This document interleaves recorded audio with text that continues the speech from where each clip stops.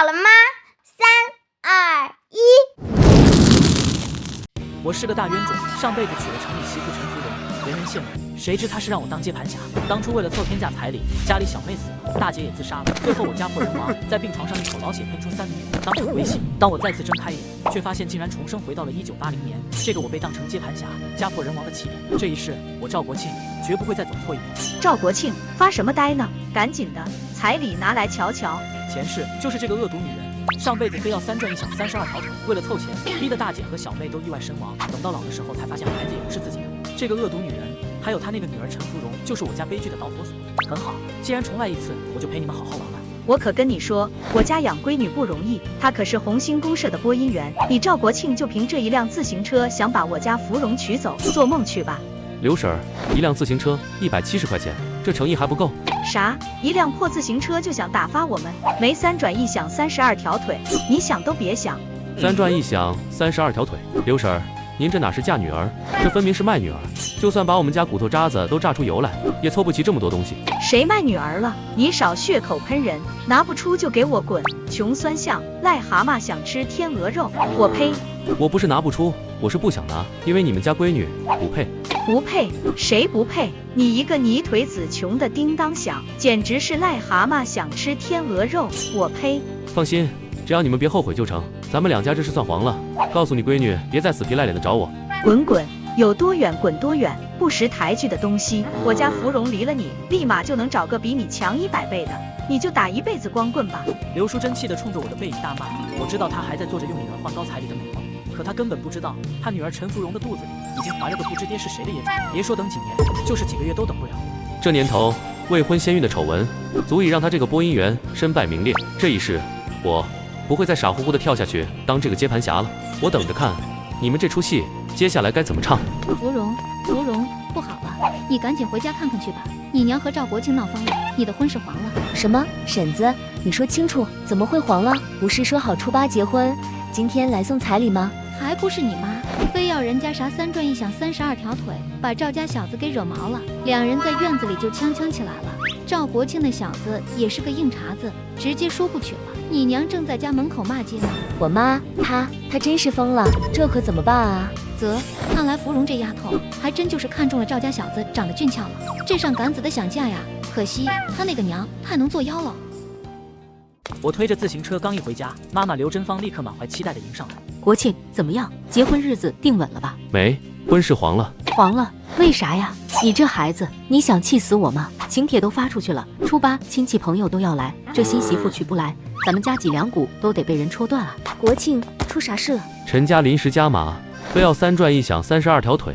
春兰啊，完了，陈家要3转1响，这是要逼死我们全家啊！我的大姐赵春兰听完，脸色也白了，犹豫了片刻之后，便开始从身上往外掏钱。我这还有些钱，先紧着国庆的婚事用，咱们再想想办法去找亲戚借借。前世的时候，为了给我凑钱结婚，大姐把给儿子治病的钱都拿出来了，以至于外甥发烧坏了脑子，姐夫为这事恨了我家一辈子，而大姐在无奈之下，最后喝农药自杀了。大姐，我说了，这婚我不结了。如今我重来一世，不只要改写前世的悲剧，还绝对要让他们全都过上好日子，好弥补前世的恩情。我看外甥病恹恹的，我骑自行车送他去乡卫生所吧。可你要结婚了，还是这事要紧？狗剩身体好，应该没事的。哪儿那么多废话？妈，我和大姐带外甥去乡卫生所，婚事的事儿等我回来再说。我将狗剩送到了乡卫生所，让医生好好检查一下。这孩子烧成这样，当妈的怎么这么大意？我家有点忙，给孩子喝了村里赤脚医生给的草药。草药不对症，发烧是大事，要是烧坏了脑子，以后就一辈子就是个傻子了。赵春兰被这医生训斥了一顿后，这回也知道了孩子病的严重性。看着大姐后怕的样子，我心里松了口气。第一步救下外甥，改变大姐悲剧的命运，我做到了。回去路上，大姐赵春兰塞给了我一叠钱，说是用来娶媳妇的，而我毫不犹豫地选择了拒绝。我说了，这婚不结了，以后要娶就娶一个城里的女大学生。净胡说八道，还城里女大学生，人家那条件想都不敢想。大姐，相信我，不只是我，这次我也一定会让你们都过上好日子。好，能听到你这么说，大姐也就知足了。我知道大姐肯定没相信，只是出于对于弟弟的宠溺才没有质疑我。但殊不知，有了前世的眼界，再加上重生的信息差优势，发财致富对我来说根本没有任何难度。不过眼下最重要的还是彻底摆脱陈芙蓉这个麻烦。在陈家，陈芙蓉黑着脸对妈妈刘淑珍甩脸子，也说出了自己肚子瞒不住了。这话可把刘淑芳吓得不轻。这谁的？这可怎么得了？别管谁的，但是目前找不到比赵国庆更合适的人了，我肚子拖不得呀，所以不管是用什么方法，我一定要嫁给赵国庆。这年头要是被人知道他一个姑娘未婚先大肚子，别说他那工作保不住了，就是唾沫星子都能把他给淹死。所以跟我结婚，那是他的救命稻草，不能丢。回到家后，一大桌子人吃饭，桌子上就3盘蔬菜，然后就是玉米糊糊，不要说猪肉，就是猪油都没看到多2滴。像我的大姐和妈妈，他们都没资格上桌子，只能一人端1碗玉米糊糊，上面一点点青菜。整个家庭氛围压抑得让人喘不过气。喜事啊，天大的喜事！全家人的目光都被大伯母的话语吸引过去，而我却不为所动，因为我已经猜到她说的喜事是什么了。芙蓉那丫头跟她娘闹翻了，死活非要嫁给你们家国庆，说啥也不要3转1响了，只要100块现金彩礼，后天就过门。你们说这不是大喜事是啥？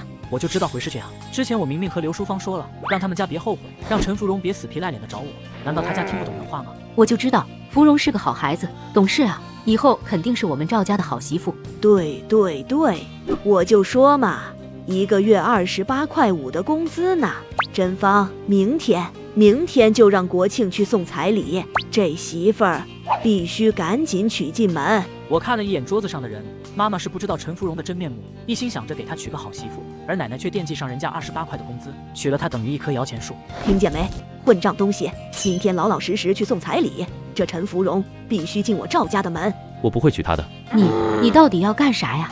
这么好的姑娘，这么好的条件，人家都退让到这一步了，你为啥还拧着啊？你是不是诚心想气死我？国庆，别倔了，妈也是为了你好，不然错过芙蓉的话，咱这条件以后可咋办啊？反正我不娶，谁乐意娶谁娶。混账东西！明天去送彩礼，这陈芙蓉是一定要进赵家的门。我说了，不娶陈芙蓉。反了你了！1个月28块钱的工资，不要3转1响，32条腿，只要100块钱彩礼。上杆子要嫁你的姑娘，你还挑？小兔崽子，我告诉你，你要是不娶，我就不认你这个孙子。你要不认，我也没办法。既然这个家容不下我的决定，那就不如就分家吧。分家，这是我深思熟虑后的决定。前世我跟着奶奶就没有吃饱过一顿饭，但是奶奶却能在过年的时候往我堂哥手里塞几百块，这已经不是一般的偏心了。继续搅和在一起，只会互相拖累，重蹈覆辙。只有分出去，我才能放开手脚，带领真正关心我的家人闯出一条新路。奶奶的威胁对我而言毫无分量，我巴不得她趁早划清界限。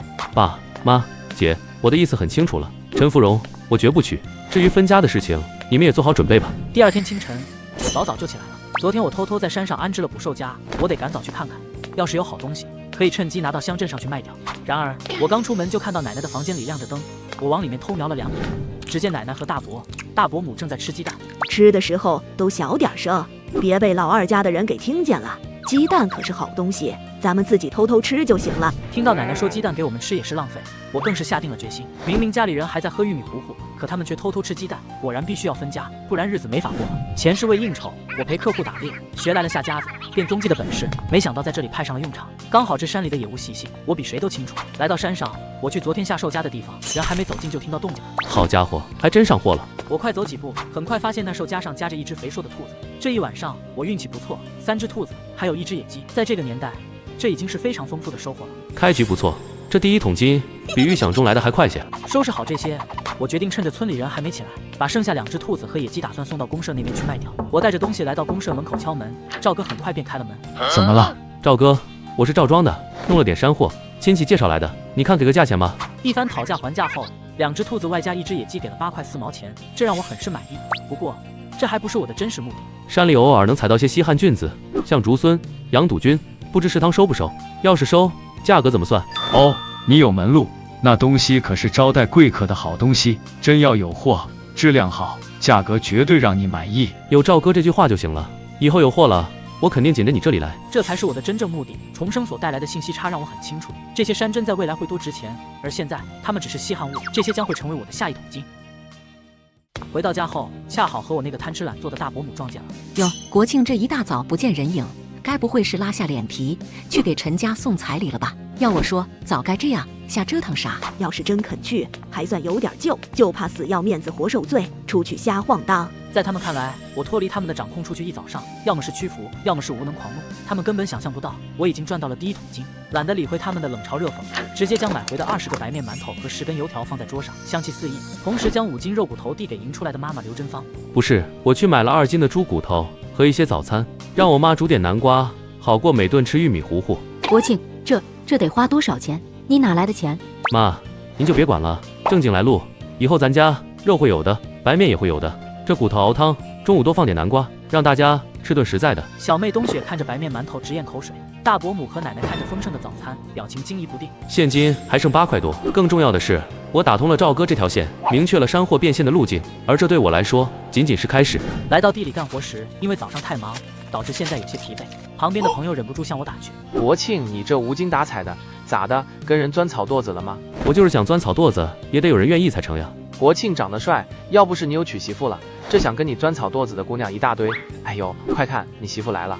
我媳妇儿。我好奇一抬头，看到的却是推着自行车的陈芙蓉，我不禁有些意外，这陈芙蓉还真的锲而不舍，居然都追到地里来了。国庆，你怎么不去我家？明天可就是我们的好日子了，户口本都带了，就等你了。你小子行呀，这姑娘都到田头来逼婚，快去吧，一会我帮你给队长请假，赶紧去拿结婚证，别让人家姑娘等急了。是啊，这可是公社的播音员，1个月28块，比我们挣的多太多了。别闹，我不去，谁要去谁去。陈芙蓉天真的以为私下服软，给我个台阶，我就会感恩戴德。她却不知道，我早就清楚肚子里怀上别人的孩子了。陈芙蓉，咱们俩人黄了，我们不合适，别耽误我干活，你走吧，你以后也别缠着我了。我刚一说出这样的话，旁边的所有人都惊呆了。国庆，那些都是误会，是我妈不好，我不要3转1响了，我什么都不要，我就图你这个人。我说过了，不娶就是不娶，怎么还赖上了？怎么有你这样不要脸的？一想到我前世被陈芙蓉骗得那么凄惨，如今就算她说什么，我也不会心软的。你赵国庆，你欺负人！陈芙蓉听到我的话语，气得浑身打哆嗦，最后哭哭啼啼的走了。中午我回去吃饭的时候，还没进门就听到屋里的叫骂声，我就知道我早上买肉骨头回来，这顿安生饭就吃不安生。奶奶向来偏心，一直找茬欺负我的小妹和妈妈。前世我懦弱，只能眼睁睁看着他们受气，这一世一切都不一样了。我数了3遍了，就是少了一大块肉骨头，大人都不在家，不是冬雪这个死丫头偷吃，还能是谁？小小年纪就做贼，长大了还得了？都是你这个当妈的没教好。娘，会不会是熬化了，或者你数错了？冬雪说她没拿。放屁！我能数错？就是你生的好闺女，一个儿子倔得跟驴一样，好媳妇儿不要，一个闺女手脚不干净，我们老赵家造了什么孽？哎，二嫂，不是我说，孩子偷吃是不对，但你这当妈的也得管管呀，可不能护短。奶奶，你口口声声说冬雪偷吃，有证据吗？证据，肉少了就是证据，家里就他在。肉少了，少了多少？是少了斤两，还是少了块数？您说清楚。少了一大块，我看着就是少了。妈，早上我把骨头交给您时是几斤？是5斤整，你用秤称过的。听见了吗？5斤整。现在骨头和汤都在锅里，要不我们现在就把骨头捞出来，再称一次。奶奶当然不敢称，她本就是凭空诬陷，哪里经得起验证？而我等的就是她这个不敢。奶奶一直以来的嚣张，都建立在无人敢质疑她的基础上，一旦被摆到台面上用事实检验，就会不堪一击。反了，小崽子，敢跟我叫板了？赵贵，你是死人吗？你就看着你儿子这么欺负你娘，混账东西，敢这么跟你奶奶说话，我今天非打死你这个不孝子！爸，你醒醒吧，奶奶她不是在管家，她是在毁这个家。为什么奶奶非要冤枉冬雪？因为她重男轻女，因为在她眼里，孙女是赔钱货，不配吃肉。这肉是我起早贪黑挣来的，我买的肉，我想给谁吃就给谁吃。今天我还就说了算了。妈、姐、冬雪来吃饭，这肉骨头咱们自家人吃得心安理得。在我的关照下，妈妈和小妹们低着头，一声不吭，飞快地将肉骨头和南瓜吃下，只觉得肚子里总算是有了满足的饱腹感。哥，吃下这些，感觉肚子里好舒服啊。国庆这是长大了呀，真好，知道心疼我这个当娘的，心疼姐姐小妹，这生活都有希望了。妈，这算什么？好日子还在后头呢。经此一役，我们分家已是箭在弦上，接下来就是找个合适的时机，彻底脱离这个吸血的家庭，带领真正关心我的家人，开始全新的生活。陈芙蓉将一盒雪花膏塞进赵国庆大伯母手里。大伯母，只要我能进赵家的门，不光这雪花膏，200块陪嫁立马到位，我每月28块的工资，还能亏待了您这个功臣。哎呦，芙蓉，你看你客气的，你放心，国庆那小子就是一时糊涂，家里长辈说话，他敢不听，包在我身上。等大伯母回家后，就把事情告诉了奶奶。这一下子，奶奶的眼睛都绿了。这年头1分钱不要，还有200块的陪嫁。陈芙蓉每月还有28块钱工资，在她看来，这简直是打着灯笼都找不到的好媳妇。这送到嘴边的肥肉还能让她飞了？这婚必须结，3天之内必须把结婚证给我扯回来。赵家还轮不到她一个小辈说了算。等我晚上回家的时候，罕见的发现没吃玉米糊糊，桌子上摆放着南瓜饭，我环顾一下屋子里的每个人，喜气洋洋的神情。国庆，明天你请假去和陈芙蓉拿结婚证，我们家里给你准备一下。要是我不娶呢？你别倔了，我是不会害你的。老二媳妇儿，你回去算计一下，给新媳妇儿添一床新被子，2身新衣服，也不能亏待人家。我说了，我不娶，听明白了吗？小畜生，你真要翻天啊！我好吃好喝养你这么大，就是让你来气我的。我告诉你，赵国庆，这婚你必须结，不然就给我滚出这个家！奶奶一发火，着急的是我妈妈刘珍芳，一看我这模样，明显是不愿意，赶紧拉扯着我往屋外走。娘，那陈芙蓉不能娶，她肚子里揣着娃，但是我没碰她。我这话一说，妈妈顿时脸色苍白。国庆，那陈芙蓉的孩子谁的你知道吗？你怎么知道她怀上了？会不会冤枉人家姑娘了？妈，这是千真万确，娶她就是让咱全家替别人养娃，顶一辈子绿帽子。妈，还是想办法分家吧，这日子过的，吃顿干的稀的，都得那老太太点头，这多憋屈啊！咱家孩子多，粮食一直也不够吃，我怕饿着你们了。我妈妈叹了一口气，我知道，其实她也想分家，但是分家说来容易，我家正宫分的人少，孩子多，每年分的粮食也不够吃。妈，信我，分开过，苦是暂时的，总好过在这里当牛做马。我向你保证，以后一定让你和姐姐小妹住上大房子，天天吃干饭。与此同时，屋子里的奶奶在屋里叉腰踱步，骂声不绝于耳。小兔崽子真是反了天了！我赵家现在就他一个孙子在跟前，这送上门这么好条件的姑娘都不想娶，住我的吃我的，临了还一个个的不听话。我养只鸡还能下蛋，养只猪还能卖肉，我养你们这些孽障干嘛？这时我回到屋子里，恰好听到了奶奶的话，我索性顺着这句话开口。奶奶说的对，既然如此，那咱们干脆就分家算了。我说出这句话的时候，所有人一惊，我的爸爸连忙开口：我不同意分家，分什么家？你要是不愿意，那好，你以后跟着爷爷奶奶尽孝，我们分开过。我爸爸他肯定以为只要这个家自己反就不能分家，毕竟就算是分家，他也是一家之主。我是你老子，是这个家的当家人，哪有分家把当家人分出去的？这像话吗？爹，你搞错了，不是分你出去，是我们二房分出去单过。你要是不愿意，可以继续留在爷奶这边尽孝，我们绝不拦着。都是你这个扫把星，败家娘们儿，我就知道是你背后挑唆，好好的孙子就是被你教坏了。你们非要分家是吧？好，我看你们带着几个拖油瓶怎么活？分出去不到3个月就得跪着回来求我。奶奶，话别说太满，既然相看两厌，分开对大家都好。好，分，现在就分，滚！你们都给我滚出去！家里的东西一根线头都别想多拿。所谓分家，更像是一场驱逐。奶奶和大伯母像防贼一样盯着我们，几乎净身出户。但这个结果早在我预料之中，挣脱枷锁，代价再大也值得。我这几年打茶子卖的80多块钱，还有挖药材、养猪仔的钱，每年都有上百块，都给了他。可这些他一分都没给咱们。妈，哭什么？该哭的是他们，失去了任劳任怨的您，钱没了可以再挣，骨头硬了就什么都有了。我向您保证，用不了多久，咱们家要啥有啥。你看，虽然破，但这是咱们自己的地方。以后我挣的每一分钱，冬雪嫁人的嫁妆都咱们自己说了算，再不用看人脸色。妈妈很快振作了起来，想着给我们张罗点伙食。可我们家现在连厨房都没，一人只有1个碗筷，这日子真是狗看了都摇头。我都说不分家，不分家，你们非要分家，这可好了，连口锅都没。我爸爸在一边抱怨着，显然非常不高兴，这摆明的心在曹营心在汉的模样，看着让人头疼。与此同时，奶奶还在家里大声责骂，让他们狂，我看他们能硬气到几时？锅碗瓢盆都没有，吃食都赶不上热乎的，最多3个月，不1个月就得哭爹喊娘的回来求我。就是娘，到时候可得好好拿捏他们，杀他们的威风。这一次就好好的磨一磨老二那家人脾气，等他们哪天过不下去了，自然又念叨我们这家好了。此时我为了买些东西出门，路过奶奶门前时，恰好听到了她的破口大骂，我心中满是不屑。放心，奶奶，我们不仅不会回来求你们，总有一天我会让你们仰着头都望不见我们家的屋檐。我前去供销社，准备给新家置办一些家当，然而路上太过急切，却没能注意到陈芙蓉不知何时已经悄悄地跟在了我的身后。此时陈芙蓉满脑子都在想着如何勾引我，两人干柴烈火把事办了。这样一来，她肚子里的孩子就算是有爹了，到时候我想不娶都不行。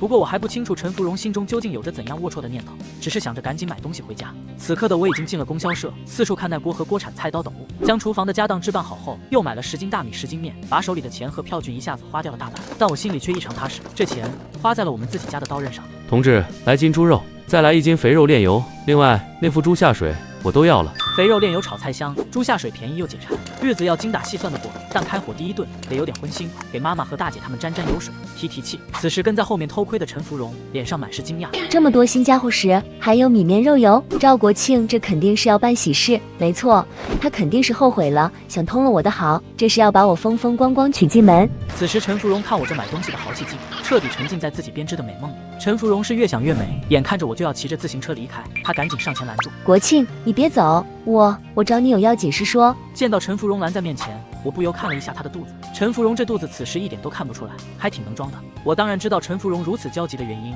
很明显，她的肚子已经等不了了。陈芙蓉同志，大庭广众之下拉拉扯扯，请你自重，我们之间没什么好说的。国庆，你误会我了，我和我娘已经划清了界限，我喜欢你，我要嫁给你，我有工资，还有200块的私房钱，我们以后日子会越过越好的。陈芙蓉一双大大的眼睛可怜兮兮地看着我，身段放得非常低，显得楚楚动人。若在前世，我还会上当，可现在同样的伎俩，还想骗我第二次。陈芙蓉，你到底有完没完？我劝你不要把我当傻子，你那点破事，你别以为我不知道。你信不信你在纠缠我，我把你的面具都给撕掉。听到这话，陈芙蓉脸色大变。赵国庆他到底知道些什么事情？难道是哪里走漏了风声？趁着陈芙蓉傻眼的时候，我骑着自行车就往家里赶。今天刚分家，家里还有一堆事情，我可没时间和这陈芙蓉多啰嗦。陈芙蓉面如死灰，此时心底是无尽的懊悔，都怪自己势利眼算计的娘，要不是她狮子大开口，非要什么3转1响32条腿，不然怎么会让我义无反顾，死活不肯再娶她？难道他真的知道真相了？万一他说出去的话，工作名声，要是事情败露，我就全毁了。不行，不管他知不知道，我现在就要回去找我妈，一起去登门赔罪。他如果不知道，我还能给肚子里的孩子这个爹。他如果真的知道了，那我也至少不能让他传出去。我回家的时候，大舅和小舅已经给我家运来了砖头，准备建个厨房。大舅、小舅，这墙好像不太稳当呀，别乱动，这水泥沙子干得慢，得等到明天早上干透以后，这厨房才能上梁。我对造房子不太在行，当下也没太过于在意，只是我没想到，因为疏忽，还有人存心捣乱，很快家里就出事了。晚上半梦半醒中，突然听到哗啦的一声巨响，把睡梦中的赵家人都惊醒了。我赶紧跑出去看，却看到原本1人多高的房子墙壁，此时居然倒塌了。我就说这青砖不靠谱，风大一点就倒了，这哪里能住人？听着大伯的嘲讽，我没吭声，手里拿着火把，围着那厨房走了一大圈。这墙不是因为水泥沙子比例不对倒的，是因为有人用借助外力，用木头推倒的。不行，我今晚得在这里守一守。到了第2天晚上，我就在外面守着这厨房，打算亲自把这人给抓住。很快，我听到有咯吱的开门声，借着月光，我看清楚那黑影子正是他们的大伯赵父。赵父打算把横梁斜放在那砌好的墙壁上，然后使劲去推那横梁。他的一双手刚靠近那横梁，我就将棍子敲在了他的身上，一阵剧痛让他一下子懵逼了。紧接着我就敲锣打鼓般的喊：“快来人呀！我家遭贼了，有小偷，有小偷！”寂静的夜空中，我的声音一下子让整个朝阳大队都炸锅了。在这个时代，大队里还有民兵连，像遭贼抓小偷这是大事。经过赵国庆这扯着嗓子喊，民兵连长都被惊动了。我是赵父，你大伯赵国庆，是我，别打了。此时赵父才看清楚，冲着他动手的居然就是我。此时已经拿着火把冲出来的赵贵和奶奶也反应过来，纷纷喊着让我住手。国庆，快住手！不是贼，是你大伯赵父呀！我没管他们，只是朝着赶来的民兵连长和大队长解释，说是大伯赵父把他们家房子推倒了。赵父不停地喊冤枉，说是自己不过半夜尿急而已，然后就被人敲了几棍子。撒尿？谁家老爷们半夜撒尿去背一个横梁撒尿？你骗傻子吧？背横梁？我没背。呵呵，那横梁上我故意钉了不少钉子。队长，你看看赵父手上被钉子划伤的血迹还在。这人在队里干活偷奸耍滑是第一，没想到心眼还这么坏。大哥，真是你干的！分家我家连厨房都没分到，2口猪呀，桌椅板凳啥都没有，这自己盖一个厨房，你……此时最震惊的莫过于赵贵，周围赶来的邻居也纷纷开始责骂：这真是第一次见做伯伯的这样对自己家侄子，这哪里是亲兄弟啊，这比仇人还狠呀！赵父，你居然还敢推自家人的房子，我明天就把你送到公社去吧，等着坐牢吧！听到民兵队长这么说，我大伯赵父彻底慌了神，他做梦都没想到我居然有这心眼，连忙向我求饶：大侄子，大伯错了，这次真是被猪油蒙了心，我们是一家人，你就饶了大伯这一次吧。看着大伯向我哭诉求饶的模样，我的内心毫无怜悯。我们昨天已经分家了，既然不是一家人，我凭啥要饶了你？我傻吗？大队长，我大伯破坏别人家建好的厨房，纯属损人利己，给我家造成了不小的损失。这要是当时厨房里有人，后果不堪设想，肯定要出大事。这件事你们得重视起来啊！放心吧，我一定会给你个公道。最后，我的大伯不出意外被送到大队仓库关了起来，说是天亮后就送到上面去处理。奶奶他们此刻就算在心中不忍，也没办法当中违抗民兵队长执法。他只能把我的爷爷拉到一边商量。老大被抓走了啊！这要是去坐牢该怎么办啊？老头子，你赶紧想想办法啊！还能想什么办法？这是关键在国庆，只要国庆他不举报，老大就不会有事。可一旦他要追究到底，这件事情节恶劣，老大肯定会被送到派出所。那你去跟他说说。说什么啊？还不是你们在我不在家的时候和国庆一家关系闹得那么僵，我还能怎么说？老头子，算了，我想想办法吧。第二天清晨，我正准备出门去山上寻找山货，可在这时，大伯母忽然过来，把我们一家都喊了过去。刚进门，就看到奶奶一脸心疼的模样。正当我们疑惑时，就见一旁的爷爷开口：“国庆，我今天和大队长说了，我们刚分家，家里人多东西杂，还没分清楚，所以咱们还算一家人。我琢磨着家里还有些鸡，回头给你们家抓3只老母鸡，可都是能下蛋的。”我顿时明白过来，为什么奶奶那么心疼。原来是爷爷为了让我松口，主动送礼示好。要知道，家里一共就9只母鸡，平时过年都舍不得杀一只，一家人吃喝都指望着这些鸡每月下蛋。而现在爷爷居然要一口气送3只老母鸡给我们，是真的吗？既然说分家还没分完，那不如把家里所有东西都拿出来重新分一分。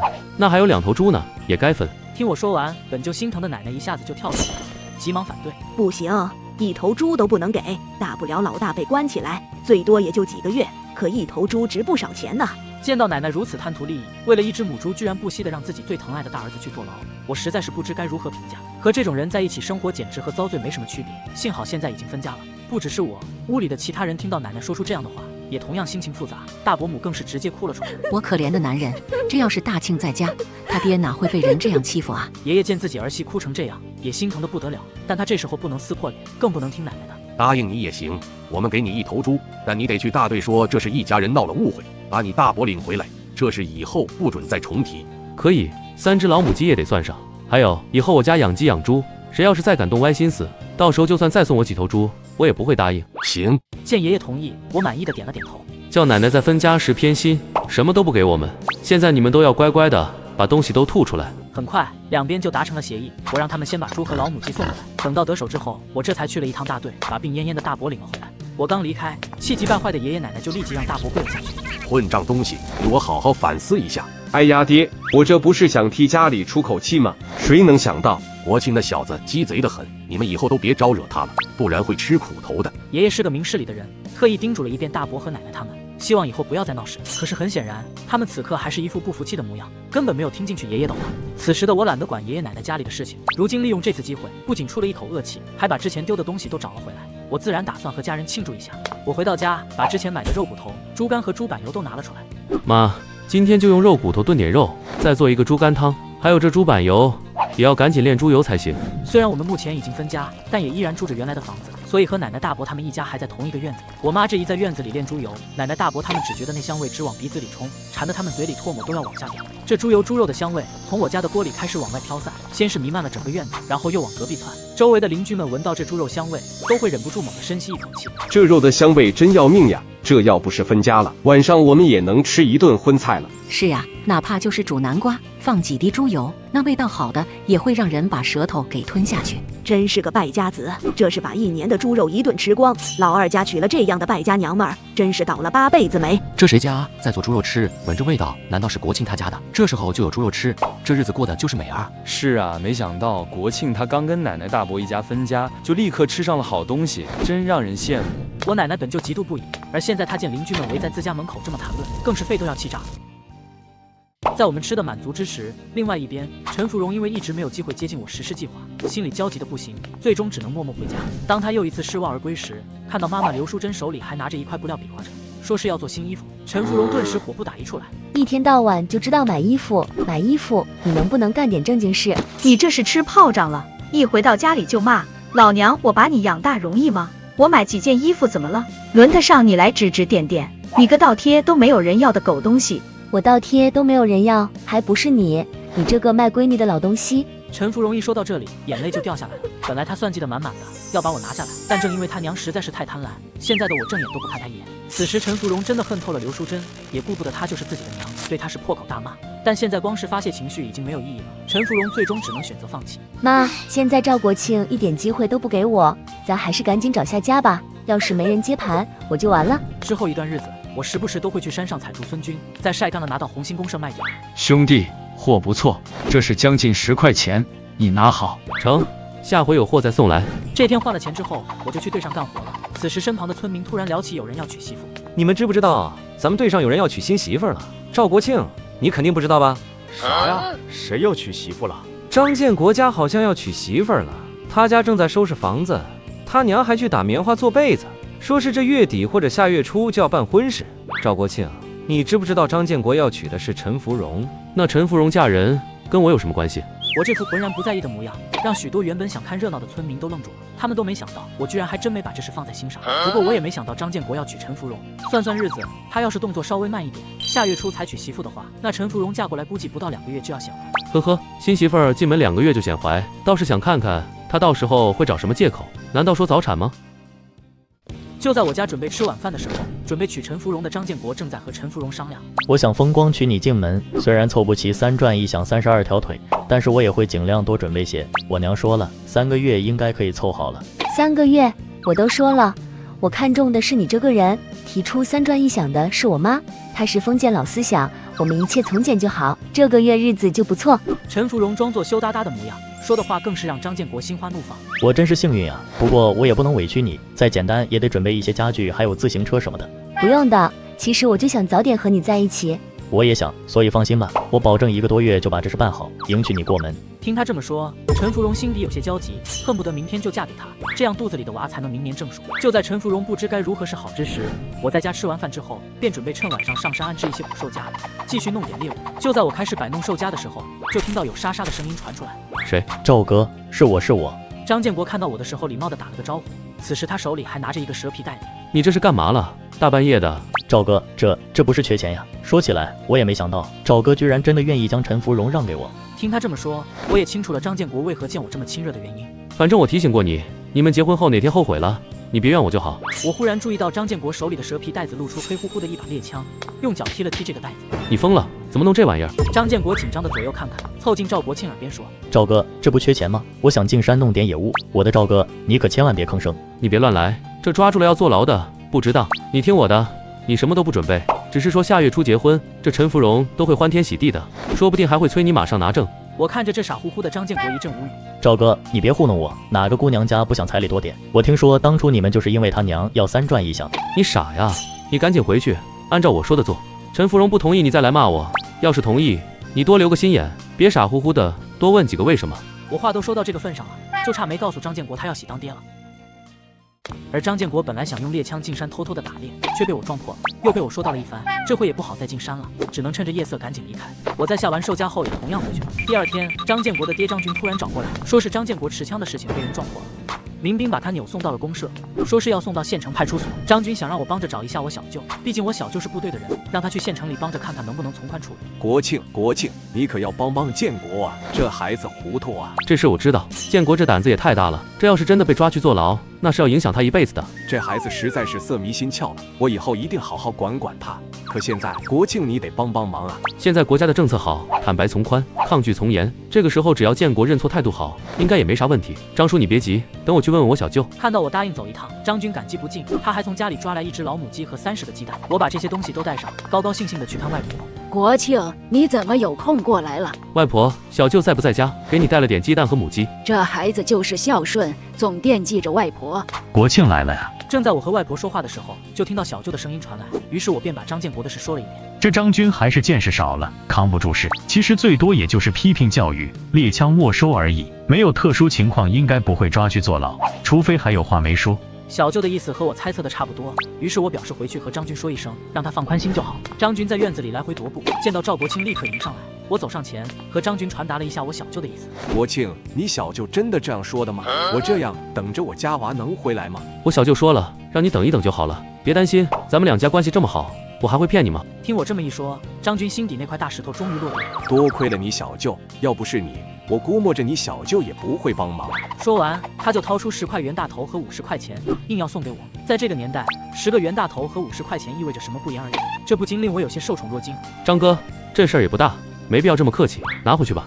这次不收，下次我家再有点啥事都不好开口了。你这属于救了我们啊！最终我收下了这笔巨款，有了这笔钱，一来还清外账，还能给家里建新房子。二来趁着未来政策松动，市场经济代替计划经济的时候，这笔钱或许能改变整个家族的命运。目前还只是一些小打小闹，等到风口出现时，才是我重生、发挥信息差优势的最好时机。与此同时，正准备嫁人的陈芙蓉也从别人口中知道了张建国出事了，被送到了公社这边的派出所，暂时关起来了。犯事了，关起来了。这张建国怎么是这样的人？看着老实巴交的，还犯法被关起来了。张建国可是他好不容易挑选的新接盘侠，万一他坐牢的话，他还能去哪里给肚子里的孩子找个新爹？这个张建国真是成事不足败事有余，我的运气怎么就这么背？不就是想找一个孩子的爹吗？为什么就这么难啊？为了确认能否结婚这件事，陈芙蓉带着满身的怨气前去公社探望张建国。那惶恐不安的张建国在看到陈芙蓉的时候，原本暗淡惊恐的眼神一下子生出无限的希望。你怎么来了，芙蓉？谢谢你，我爹说请了赵国庆小舅帮着说情，说没事的，我不会坐牢的。他小舅是部队的人，好像还是个领导呢。听到张建国这么说，陈芙蓉心中更加悔恨。哎呀，没想到赵国庆他还有个这么厉害的舅舅，明显以后路会好走很多啊！都怪我娘，当初非要提那么过分的彩礼，我要是早点嫁过去，这些好处可就都是我的了。意识到这些，陈芙蓉是越想越难受，哪里还听得进去张建国说话？等有人喊时间到了，陈芙蓉转身就要走。芙蓉，等我出去就娶你。可惜他这话陈芙蓉并没有听进去，反而开始觉得自己是不是该早早打算，再找一个马上发展。要是能处的话，这月就结婚，这样到时候孩子出来还能遮掩一下。只是这一时半会的，找谁合适呢？陈芙蓉只顾低头想心事，冷不防撞在一个人推着的自行车盘上。同志，对不起，没撞坏你吧？没事，也没多大问题，都是年轻人，哪就那么容易撞坏？陈芙蓉扭了一下腰肢，没有感觉到肚子疼，她甚至隐隐有些失落。哎，要是这一撞，把肚子那块肉给撞掉了，那该多好呀！同志，你是陈芙蓉吗？你认识我？红星公社的一朵花，我怎么会不认识？我是81大队的大队长，我叫李长青。听到李长青的身份，陈芙蓉的心思顿时活络了起来。要是找这个人当接盘侠，是不是也不错？李长青想请陈芙蓉吃顿饭赔礼道歉，陈芙蓉便打算趁着这个机会接触他一下。与此同时，我刚从供销社买完东西出来，恰好见到了陈芙蓉和李长青前去食堂的背影。张建国那边已经放出风声，说是要娶陈芙蓉了，结果陈芙蓉却还是跟着另外一个男人有说有笑的。这陈芙蓉果然是水性杨花。在看到陈芙蓉又和其他男人勾搭上之后，我顿时便清楚，又有好戏看了。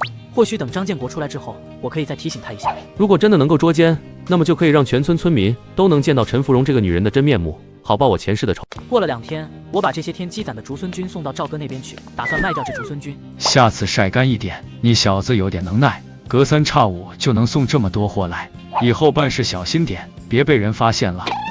赵哥，我知道，我办事儿，你放心。这次我又得了10多块钱，并在赵哥那边买了点布票，清点无误后，我这才告辞。走在回去的路上，我发现陈芙蓉和李长青又走到了一起，两人举止亲密。那李长青甚至趁人不注意的时候，还偷偷捏了陈芙蓉的腰肢一下。这陈芙蓉真是好手段，才没过2天就和人家发展到这么亲昵的地步。看来他为了给肚子里的孩子找个爹，还真是不留余力啊。我估摸着两人差不多也快到钻草垛子的程度了，正好张建国差不多今天就出来，就准备待会儿去找他商议一下。没想到回到家之后，张建国居然主动找上了门，而且看起来还垂头丧气的。我不禁感到有些好奇，难道说张建国他已经察觉到陈芙蓉偷人的事情了？建国，你这啥事儿？垂头丧气的？我有点烦，昨晚上一宿没睡。张建国说这话的时候，还四处看了看，一副生怕被人听到了的模样。我妈也看出今天张建国心底明显有事，于是她就带着孩子们赶紧吃过饭，把厨房留给我们2人喝酒说话。看着张建国喝了一点酒，厨房里也没第3个人了，于是我试探地问道：“说吧，啥事儿？看把你这人憋的，你不说肯定心底不舒服。”最近我找陈芙蓉，人家总是不冷不热的，对我也没那么热情，甚至我说准备3转1响下月结婚，陈芙蓉也不高兴，把我弄得郁闷死了。我是真羡慕你啊，赵哥，当初他对你这般上心，恨不得立马嫁过来，怎么到了我这儿就鼻子不是鼻子，眼睛不是眼睛？我张建国哪点配不上他了？而且那陈芙蓉对我爱答不理，可朝阳大队的李长青隔3差5就往他那儿跑，听说别人都瞧见好几回了。赵哥，我真是咽不下这口气。陈芙蓉和李长青的事情，我当然都知道，只是没想到张建国居然会这么快就找上自己。他肯定不知道陈芙蓉为什么对他忽冷忽热的，因为陈芙蓉一直都是把张建国当接盘侠来对待的。他要是这月结婚，估计一切顺顺利利的，陈芙蓉还会对他有一个笑脸。但是张建国为了表示尊重热闹，把婚礼弄到下月，估计陈芙蓉心底其实是怨恨的，因为到下月肚子有点不争气了。建国，我提醒过你多少次啊？陈芙蓉这女人作风有问题，她若真是个好的，我能拼着分家也不娶。我赵国庆在你眼里像个傻子吗？我想了想，还是决定拉扯这张建国最后一把。他要是不听，自己也懒得再说了。这是每个人的命。张建国要装糊涂，要当接盘侠，我又能怎么办？况且，即便抛开这点不谈，我还是要想办法借着张建国这次机会，让陈芙蓉在公社里彻底身败名裂。这些本来我不想说的，是看你人还真的不坏。赵哥，你的意思是？意思就是那李长青恐怕不是第一个，也不会是最后一个。你若是能忍，就准备一辈子戴稳那顶绿帽子。当然，你要是不信我，那我也没办法。别说了，赵哥，我信你，我这就去找他问个明白。你就这样去问，捉奸捉双，拿贼拿赃。你这样去问的话，万一陈芙蓉矢口否认，你怎么办？打草惊蛇，以后更抓不到把柄。那怎么办？难道就忍了这口恶气？要去，就得让他们再无翻身之地。你听我的。陈芙蓉是公社的播音员，在公社办公室那边有一间小房子。我跟着张建国来到公社大院后面，我仔细看了看陈芙蓉那间小屋子，隐约有灯光透出来。还没睡，那就太好了，正好问问他和李长青究竟是什么关系。都说了别急，别出事，咱们先观察一下。张建国点点头，决定听我的，冷静冷静。可没想到我们才刚靠近那窗户，还没等他喊人，整个人就呆滞了，因为屋子里有另外一个男人，还隐约传来男女的调笑声。这陈芙蓉上手还真快啊！好你个陈芙蓉，果然在偷人！亲眼所见的背叛，比任何听说都更具冲击力。怒火瞬间吞噬了张建国的理智，气得浑身发抖，马上就要冲出去，但被我紧紧按住。别急，等，要动手就要一招致命，要等他们丑态毕露，要等更多人来做个见证。好，我听赵哥的，我要让这对狗男女身败名裂。很快，屋子里灯灭了，显然是两人开始正式办事了。时机已到，我立刻对张建国发号施令：建国，你去把前门锁上，然后点火喊人，动静弄大点儿。我去后窗盯着，防止他们跳窗跑。好。张建国动作迅速地用早就准备好的麻绳死死拴住陈芙蓉的房门，接着他又用火柴引燃柴堆。着火了！救命啊！公社着火了，快来人救火啊！火光和喊声瞬间打破了夜晚的宁静，附近的居民们全都跑了出来，手里拿着各种家伙事。真是陈播音员的屋子，快救人！屋内传来陈芙蓉惊恐的尖叫和李长青慌乱的吼声，他们试图开门，却发现门被从外面拴死，窗户也被火势阻挡。屋里好像还有个男人。此言一出，人群顿时开始惊讶起来，好奇这大晚上的陈芙蓉的屋子里怎么还会有男人。窗户那边后窗好像有动静，是不是想跑？李大队长，是你在里面吗？前门着火堵住了，你快从后窗出来，安全第一。我这一声点名道姓的关心，如同惊雷，瞬间坐实了屋里男人的身份，人群彻底哗然。什么？李大队长居然在陈播音员的屋子里？让我来看看，可不能随便冤枉人。张建国不顾火势，一脚狠狠踹在已经被烧得有些松动的门板上，砰的一声巨响，房门洞开，屋内景象一览无余。屋内刚刚滚过床单的陈芙蓉和李长青两人，脸上满是偷情被撞破的惊恐和羞耻。陈芙蓉、李长青，你们这对狗男女简直不知廉耻！陈芙蓉此刻已是魂飞魄散，她深知这辈子算是彻底完了。然而，李长青在经历最初的恐慌后，竟强自镇定下来。乡亲们，误会都是误会，我和芙蓉，我们俩是正经在处对象。本来想过阵子再请大家吃喜糖，既然今天大伙都撞见了，那正好，我们明天就去领证。这拙劣的辩解无异于火上浇油，围观群众非但不买账，反而更加同情张建国。呸！真不要脸，捉奸在床了还嘴硬，这张建国可真冤大头。就是媳妇没了，人也丢尽了，惨呀！听到周围人的声音，张建国脸色当然也难看至极。不过我也是及时凑上去安慰：别动气，他这是狗急跳墙，他越是这样狡辩，就显得越心虚，陈芙蓉的名声就越臭不可闻。我们的目的已经达到了。说话间，我自然也是感到非常解气，总算是让陈芙蓉这个婊子付出了代价。这下她不仅名声烂透，这个播音员的工作肯定丢了。赵哥，你说的对，反正都已经这样了，不如咱们就把事情闹得更恶劣一点。于是张建国立刻站到人群最前面，对着陈芙蓉破口大骂：李长青、陈芙蓉，你们这对狗男女还要不要脸？各位乡亲，给我做个见证，我张建国瞎了眼，差点娶了这个破鞋。现在我才明白，当初赵国庆兄弟为啥宁肯分家也不娶你，不是因为你家彩礼要的高，是因为你陈芙蓉骨子里就是个烂货，不配。明明都答应了和我领结婚证，我请的木匠还在家里打家具，你却在这里跟别的男人鬼混，人尽可夫的玩意儿！我张建国今天就在这儿宣布，不要了，这种女人谁爱要谁要去。看着张建国彻底爆发，将陈芙蓉最后一块遮羞布扯下，我知道这场复仇已经完美收官，借刀杀人，兵不血刃。我悄然转身，消失在夜色中。从头到尾，我都没有亲自下场撕扯。前世的经验告诉我，最高明的报复是让自己双手干净，却能让仇人万劫不复。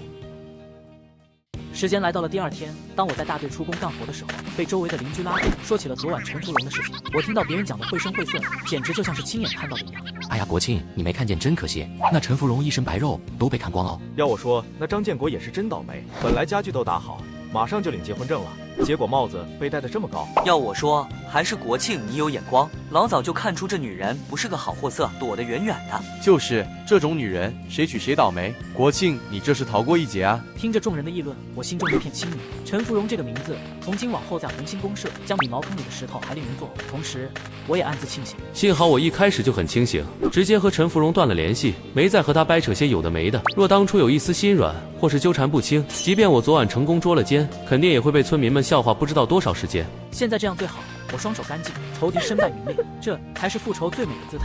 自从我们撞破陈芙蓉和李长青的好事，引来众人围观后，陈芙蓉便彻底名誉扫地。之后，陈芙蓉果不其然被公社书记喊过去，狠狠地批评了一顿。陈芙蓉，你简直是我们红星公社的奇耻大辱。播音员代表的是我们公社的形象和脸面，可你干的那些烟杂事，现在全县都传遍了。你让我们公社的脸往哪搁？书记，我和李长青是正经处对象，我们是要结婚的。处对象，正经处对象需要深更半夜，衣衫不整地被堵在屋里，需要闹到全公社的人都来看笑话。你当我是3岁小孩，当人民群众都是瞎子。从今天起，你立刻停止检查，回家好好给我写深刻检讨。至于你的工作问题，等组织研究决定。我看你是不用再想了。停止检查4个字彻底击垮了陈芙蓉。她心里清楚，她这辈子都别想再踏进这个办公室了。如今她不仅失去了名誉，更失去了安身立命的工作。陈芙蓉似乎还想求饶，但被书记厌恶的挥手赶了出去。门口围观的同事投来捅讥讽的目光，如同针扎在她身上。我这是造的什么孽啊！你那个死鬼爹走得早，我含辛茹苦把你拉扯大，指望着你娶个贤惠媳妇，光耀门楣。结果你倒好，偏偏招惹上这么个扫把星。现在全公社都在看我们李家笑话。娘，你小点声。当时那种情况，我不娶她，她要是反咬我一口耍流氓，你儿子我就得去蹲大狱。这种破烂货进了门，你可不能给他好脸色，得狠狠压着他，让他知道我们李家的规矩，不然以后非得骑到你头上拉屎不可。放心吧，娘，过了门，看我怎么收拾他，定叫他后悔踏进我李家的门。陈芙蓉的未来已然可以预见，她失去的不仅是眼前的体面，更是后半生的安宁。等待她的将是无尽的羞辱和折磨。我干完活下工回来，忽然发现邻居们正围在我家门外唠嗑，看到我的时候，声音顿时提高了8度，满是称赞。要我说啊，咱们整个公社就属国庆最有眼光，老早就看出那陈芙蓉不是个安分玩意儿。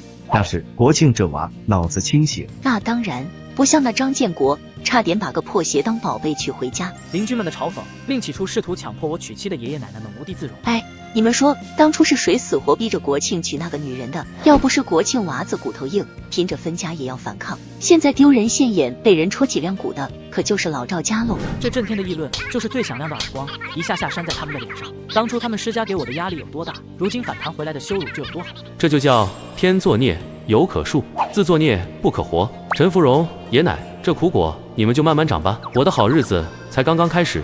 大仇得报，我也没必要继续在这方面浪费时间。当务之急是经营好眼前更重要的人脉。这几天我在上山打猎的时候，偶然结识了2位从城里下来的女知青，分别叫刘玉清和夏若兰，长相都很漂亮。那时我见那位名叫刘玉清的女知青在山上摔伤了腿，我便拿出随身携带的绷带替她包扎。此后我又背着她下山，将2位迷路的女知青顺利地带回了公社的知青所。之后他们因为心存感激之情，也时常找我聊天，一来二去便熟络了起来。之前答应了他们要送2只兔子过去，所以我在回到家之后便将之前捕猎抓到的兔子找了出来，紧接着便带着笼子往知青所那边走。记得前世的时候，刘玉清和夏若兰都考上了大学，而且刘玉清的爹还是纺织厂的厂长，是当官的。而且前世大伯一家的儿子，也就是被奶奶偏爱的我堂哥，就是娶了这样一个女知青当妻子。那时大伯母一家可没少在我们面前炫耀。看看我们家大庆娶的可是城里的大学生，比你们家那烂货强了不知道多少倍。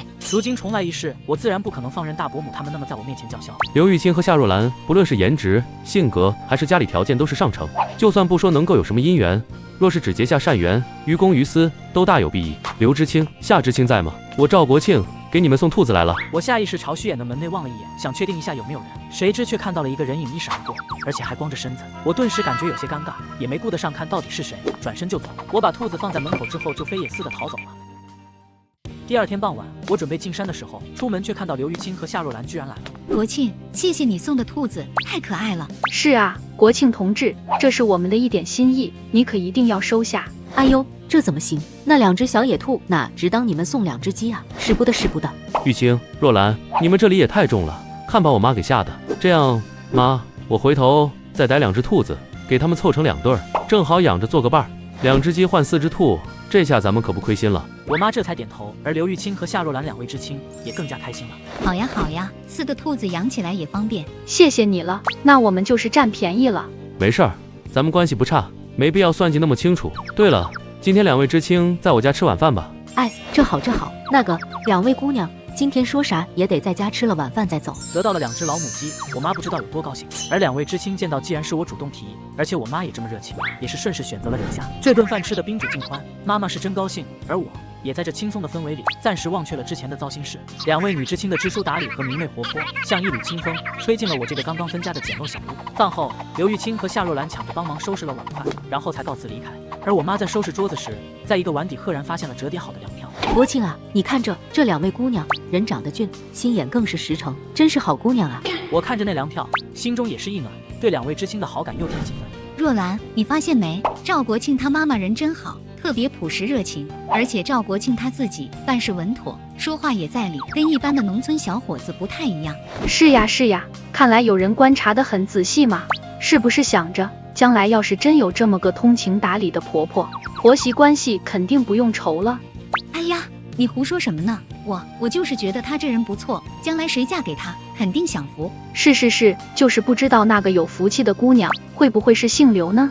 哼，要我说，姓夏的可能性更大。玉清，说真的，赵国庆确实是个难得的好青年，不过感情的事讲究两情相悦，还是顺其自然的好。我知道。第2天，赵国庆提着几块崭新的布料刚进家门，就看到妈妈刘珍芳正和邻居刘婶子热情交谈，旁边坐着一位年轻姑娘。那姑娘一见到赵国庆，眼睛瞬间亮了起来，脸上飞起红晕。这阵仗我一看就明白了，这是趁我出门，家里给我安排上相亲了。哎呦喂，国庆回来了，买这么多布料啊，这料子真不错，你可真舍得，太大方了。家里人多，添置点东西，应该的。国庆，你看这姑娘咋样？刘婶子的侄女，8一大队的，知根知底，模样也周正。妈妈的心思我懂，她是盼着我早点成家，但我心里跟明镜似的，这姑娘不是我要找的人。妈，人我没相中，我买了8块料子，里面有1块是贵价货，一会儿您就拿那块高级布料送给人家姑娘，算是咱家的心意和礼数，别让人白跑一趟，面子上不好看。不过妈，以后您可别动不动就往家领姑娘了，这次是刘婶子面子大，我送块好料子，要是来个姑娘就送1块，咱家这点家底可经不起这么送啊。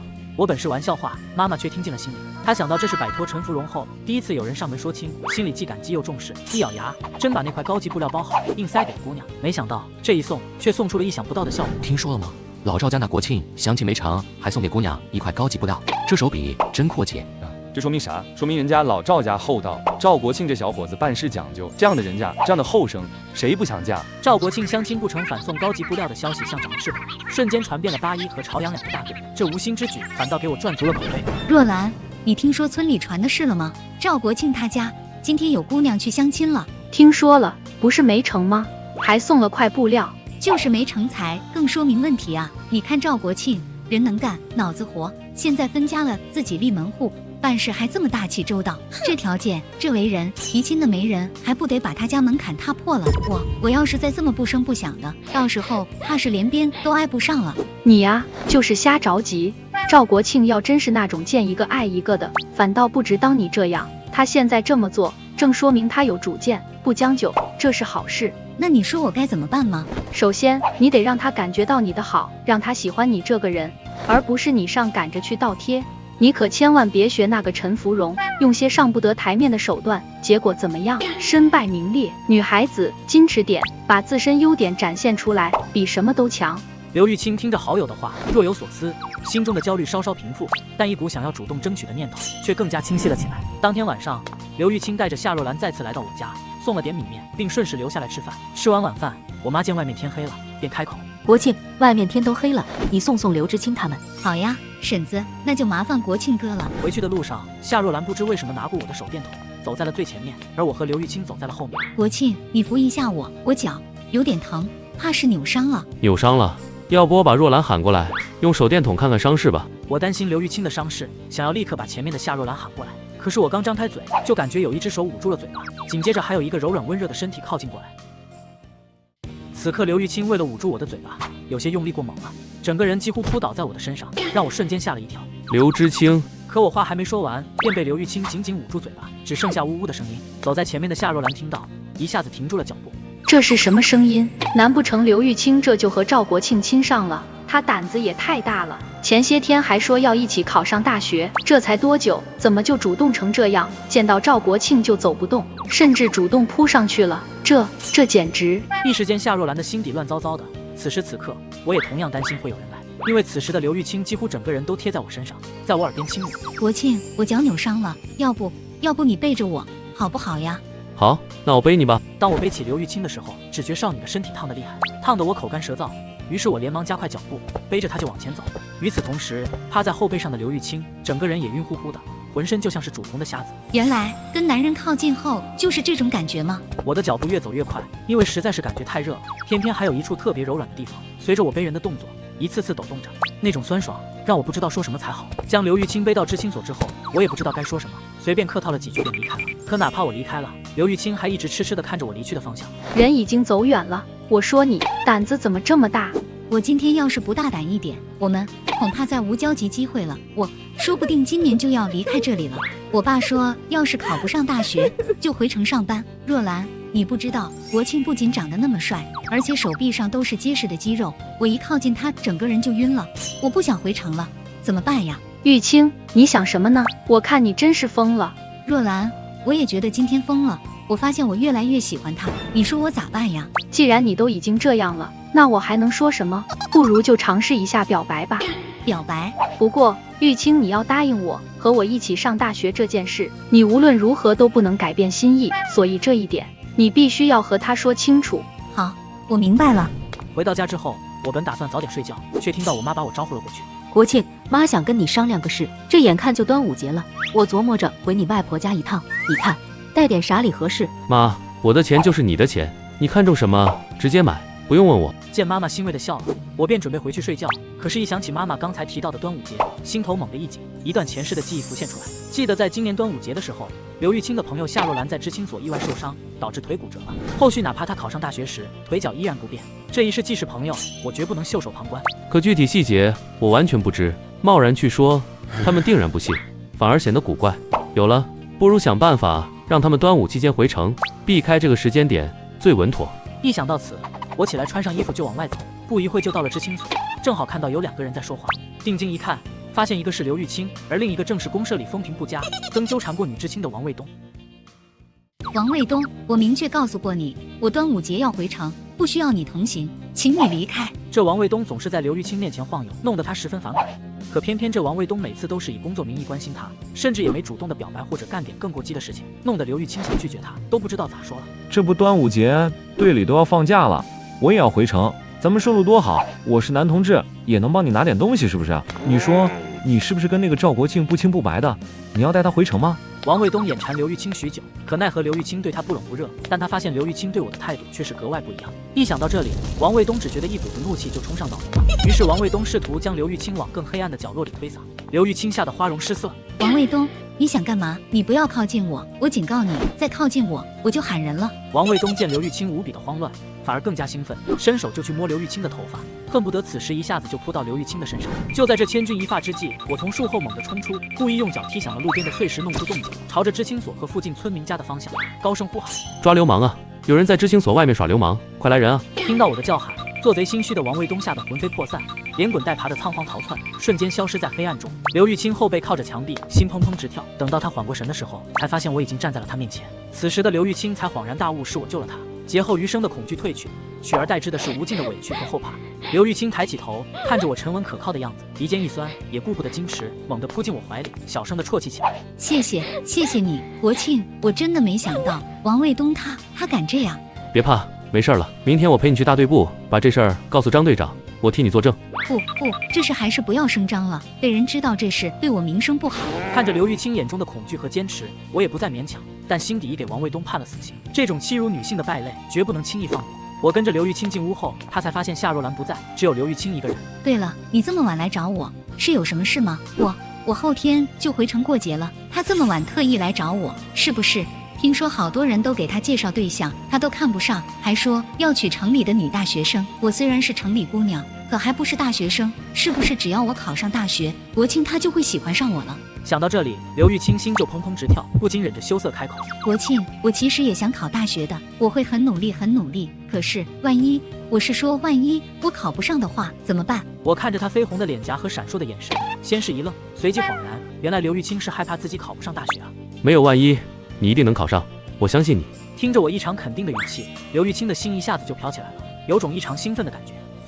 他竟然这么相信我，他这么肯定我能考上，这是不是说明在他心里我就是那个特别的？这个认知让刘玉清激动得几乎眩晕，全身的血液都往脸上涌，整个人像熟透的虾子。他鼓起毕生最大的勇气抬起头。那国庆，你等等我好不好？等我考上了大学，我就是城里的女大学生了，那样的话是不是就符合你说的标准？刘玉清羞涩过度，说出来的话语实在是音量太小。你说什么？我怎么听不清楚？你脸怎么了？你是不是不舒服？正在喝糖水的我，确实没听到刘玉清说的那些话语。我刚想问个清楚，就看到刘玉清有些不对劲，我也没多想，伸手就往刘玉清额头上放，想看看刘玉清是不是发烧了。这一伸手就摸到刘玉清额头滚烫。怎么这么烫？是生病了吗？我是有些不舒服，不知道是怎么一回事。你这肯定是受到惊吓了，这会儿还发烧，赶紧上床躺着，我给你熬点姜汤喝。顺便我刚好也想去城里一趟。听到我这么说，刘玉清靠在我肩膀上的脑袋动了动，眼睛顿时一亮。真的，你愿意和我一起同行？那太好了，就咱们俩一起去。不是只有咱们俩，我当然没有忘记自己最初来到这里的目的。我也想好了，既然有王卫东这事儿，刘玉清又身体不好，那么到时候干脆自己也陪着刘玉清和夏若兰回一趟城里待2天，之后再一起回朝阳大队。只要过了端午节，说不定夏若兰就不会受那么严重的伤了。咱们把夏若兰也带上怎么样？咱都走了，留她一个在知青所也不太好。这明明是好不容易能一起同行去城里玩的机会，为什么国庆不愿意与我独处，非要带上夏若兰呢？难不成他喜欢的其实是夏若兰？一想到心上人喜欢的可能不是自己，而是自己的闺蜜，刘玉清顿时感觉心中酸涩无比，以至于她完全不想答应这个请求，直接说自己头疼难受。我头疼的厉害，不想说话了。头疼？该不会真是发烧了吧？你别急，我现在给你弄点姜汤。等到我把姜汤端给刘玉清的时候，却见刘玉清突然做了一件我没想到的事情。国庆，你喜欢夏若兰吗？你为什么会这么认为？我什么时候说我喜欢她了？你既然不喜欢，那为什么进城的时候非要带着她？这儿你俩不是关系好吗？我看你们总在一起，所以自然就想着带上她。你没有骗我？真没有。快喝着姜汤，冷了效果就不好了。此时我觉得今天的刘玉清真是奇怪，不过接过姜汤的刘玉清最终还是点头答应了。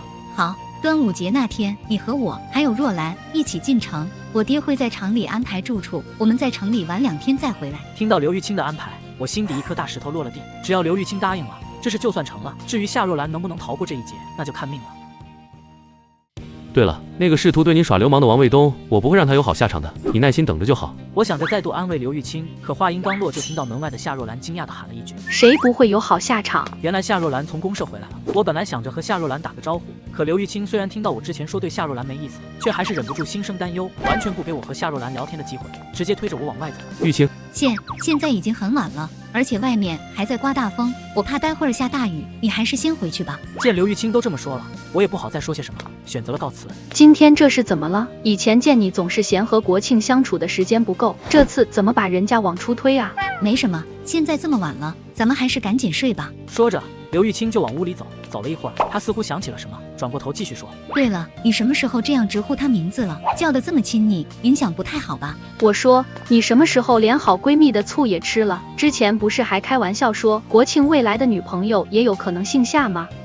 我那只是开玩笑而已，当不得真的。好，只能姓刘可以了吧？不过你们这还没确定关系，你就这么吃醋了？将来要是过了门，那还得了，不得把国庆折磨死。要不我现在就警告他一下。夏若兰，你敢？你要是真这样，我就不和你好了。回到家后，我并没有急着入睡，而是思索刚刚在知青所撞见王卫东的事情。这王卫东向来名声不太好，今天他盯上了玉清，肯定不会轻易放弃，得多防备一下才行。不光是防备还不行，这样的流氓就算在我的保护下放弃了刘玉清，未来也很有可能盯上其他女知青。我必须给他一个教训，让他长长记性。正如我所想的那般，王卫东在逃跑之后依旧贼心不死，还在想着如何继续对刘玉清动手。他奶奶的，本来好不容易就要成了，结果不知道被哪个孙子打搅了好事儿。不过我以前怎么没想到这一招呢？管他用什么办法，哪怕是强来，只要暗地里和他成就了好事儿，他为了名声还能不嫁给我？在王卫东这样的人渣看来，反正女人就是那回事，只要占了他的身子，他们最后都会乖乖顺从，反正嫁谁都是嫁，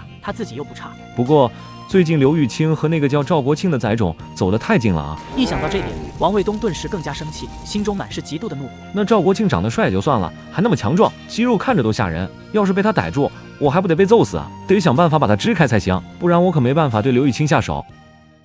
第二天到了端午节的时间，我一边收拾东西准备进城，一边思索着该如何处理王卫东的事情。想要教训他，其实也容易，只是那样会影响刘玉清的名声。为了那样一个人渣，实在是划算不来。前世的商人思维让我很清楚，做任何事情都不能图一时之快。因此我现在为难的只是不知如何像之前对付奶奶他们一家那样，在处理王卫东的事情之时，还能为自己创造收益。就在这时，张建国火急火燎地跑来找我，上气不接下气地开口：赵哥，你快去看看吧，生产队里牛棚塌掉，把一头牛砸死了。好，我知道了。我得知这事，连忙赶了过去。此时队长赵胜黑着一张脸，生产队牛本就不多，这又死了一头最大的，他心疼的不行。哎，这牛肉总有好几百斤，可死了牛，以后地里的活谁来干啊？赵顺不住的叹息，生产队底子薄，没点家当，吃肉容易挣钱难，死了一头牛，得再想办法弄一头牛来才行。正在所有人一筹莫展的时候，我走近查看了一下牛肉的状况，然后对赵顺开口：这牛肉卖给我，我可以给队里100块钱，但是得队里开一个证明，证明这牛是被牛棚倒塌砸死的。你说100块，这牛肉归你，可这100块买不到一个牛犊，最少也得120块钱吧？赵顺此时心头一阵狂喜，一头小牛犊子也就100来块钱，养上1年也能下地干活，总比把肉分了让生产队损失惨重强。行，不过生产队的拖拉机得给我跑一趟，刚好马上就要和刘玉清、夏若兰一起进城了，这拖拉机正好能用上。至于这些牛肉该怎么处理，到了城里我自有办法。行，只要你给钱，队里的拖拉机就给你用，120块1分都不能少。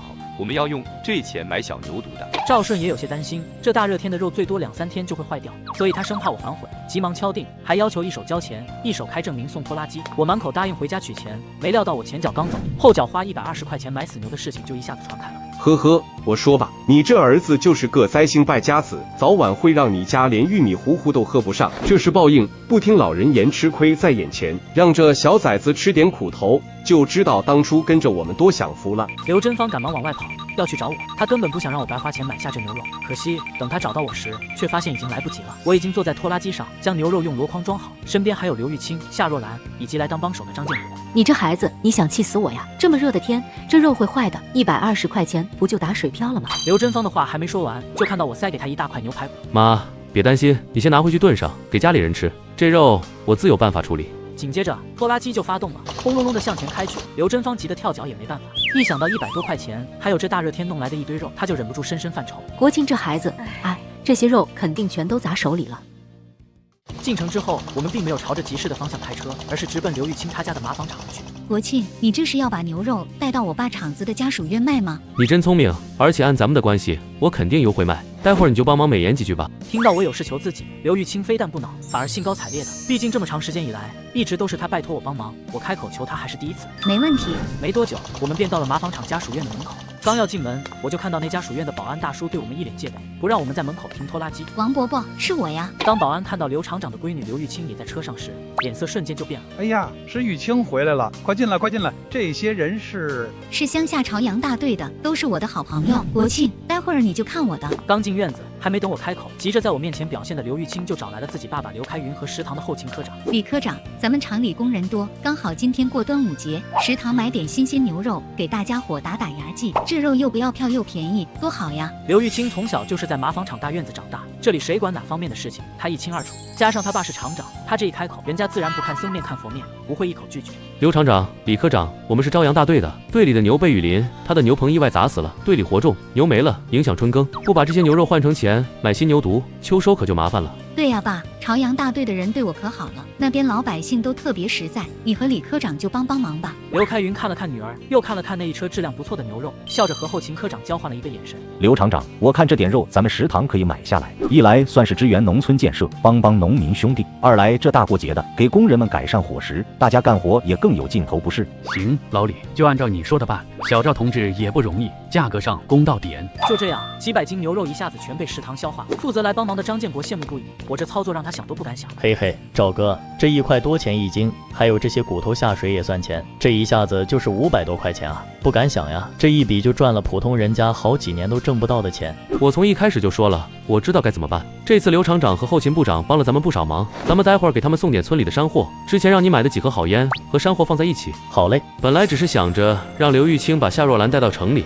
避免她受伤落下残疾，可没想到刚好遇到牛棚倒塌这事儿，不但完成了本来的目的，还顺带靠卖牛肉挣了几百块钱，加上我手里原本的一点钱，这会儿已经有接近800块的现金了。等过些天再上山弄点山货，攒钱就够做几间气派的青砖大瓦房了。我们在城里安逸待了2天，便回到了村子。我先把刘玉清和夏若兰送到知青所，结果到了他们宿舍门口，发现门锁居然被撬开了，显然这里被歹人光顾过，这顿时让2位女孩吓得不轻。国庆，幸亏你提议让若兰和咱们一起去城里玩了2天，要是我们独自留在这里，说不定会遇到什么事呢。一向冷静知性的夏若兰，此刻也不自觉拉住了我的衣角。是啊，要不是国庆你非要强拉着我进城，若是玉清先走了，只留我一个人在这，我都不敢想会迎来什么样的下场。好了，现在节日过去，知青所的人大部分都回来了，你们也不用再担心遇到坏人，先找人把锁换了吧。好，我这就去找人换锁。光是换锁还不够，咱们至少得弄清楚究竟是谁盯上了咱们。说得对，其实我心中已经对于那个歹人的身份有了一定的猜测，大概就是上次没能成功得手的王卫东吧。那次想对玉清图谋不轨，结果被我打搅了，这次居然敢撬门入室，行为太恶劣了。这样的情形显然已经极其恶劣，不过由于没有证据，就算我猜测是他，也没办法上报给公社。而且有没有可能前世的夏若兰受伤就是王卫东造成的？我越想越有可能，虽然没办法上报，但我还是叮嘱他们。虽然还不清楚真凶是谁，但我希望你们能小心那个王卫东。是啊，若兰，上次他就在知青所门口，想对我动手动脚的。好，我明白了。对了，国庆，以防万一，如果我们察觉到有什么不对劲，可以随时去找你吗？当然没问题。安抚好2位少女后，我开着拖拉机继续往村子方向走。此时村里不少人看到我回来，一下子都围了上来。有眼尖的村民发现车上几百斤牛肉不见了，有人开玩笑喊了一句：“赵国庆，你妈都急疯了！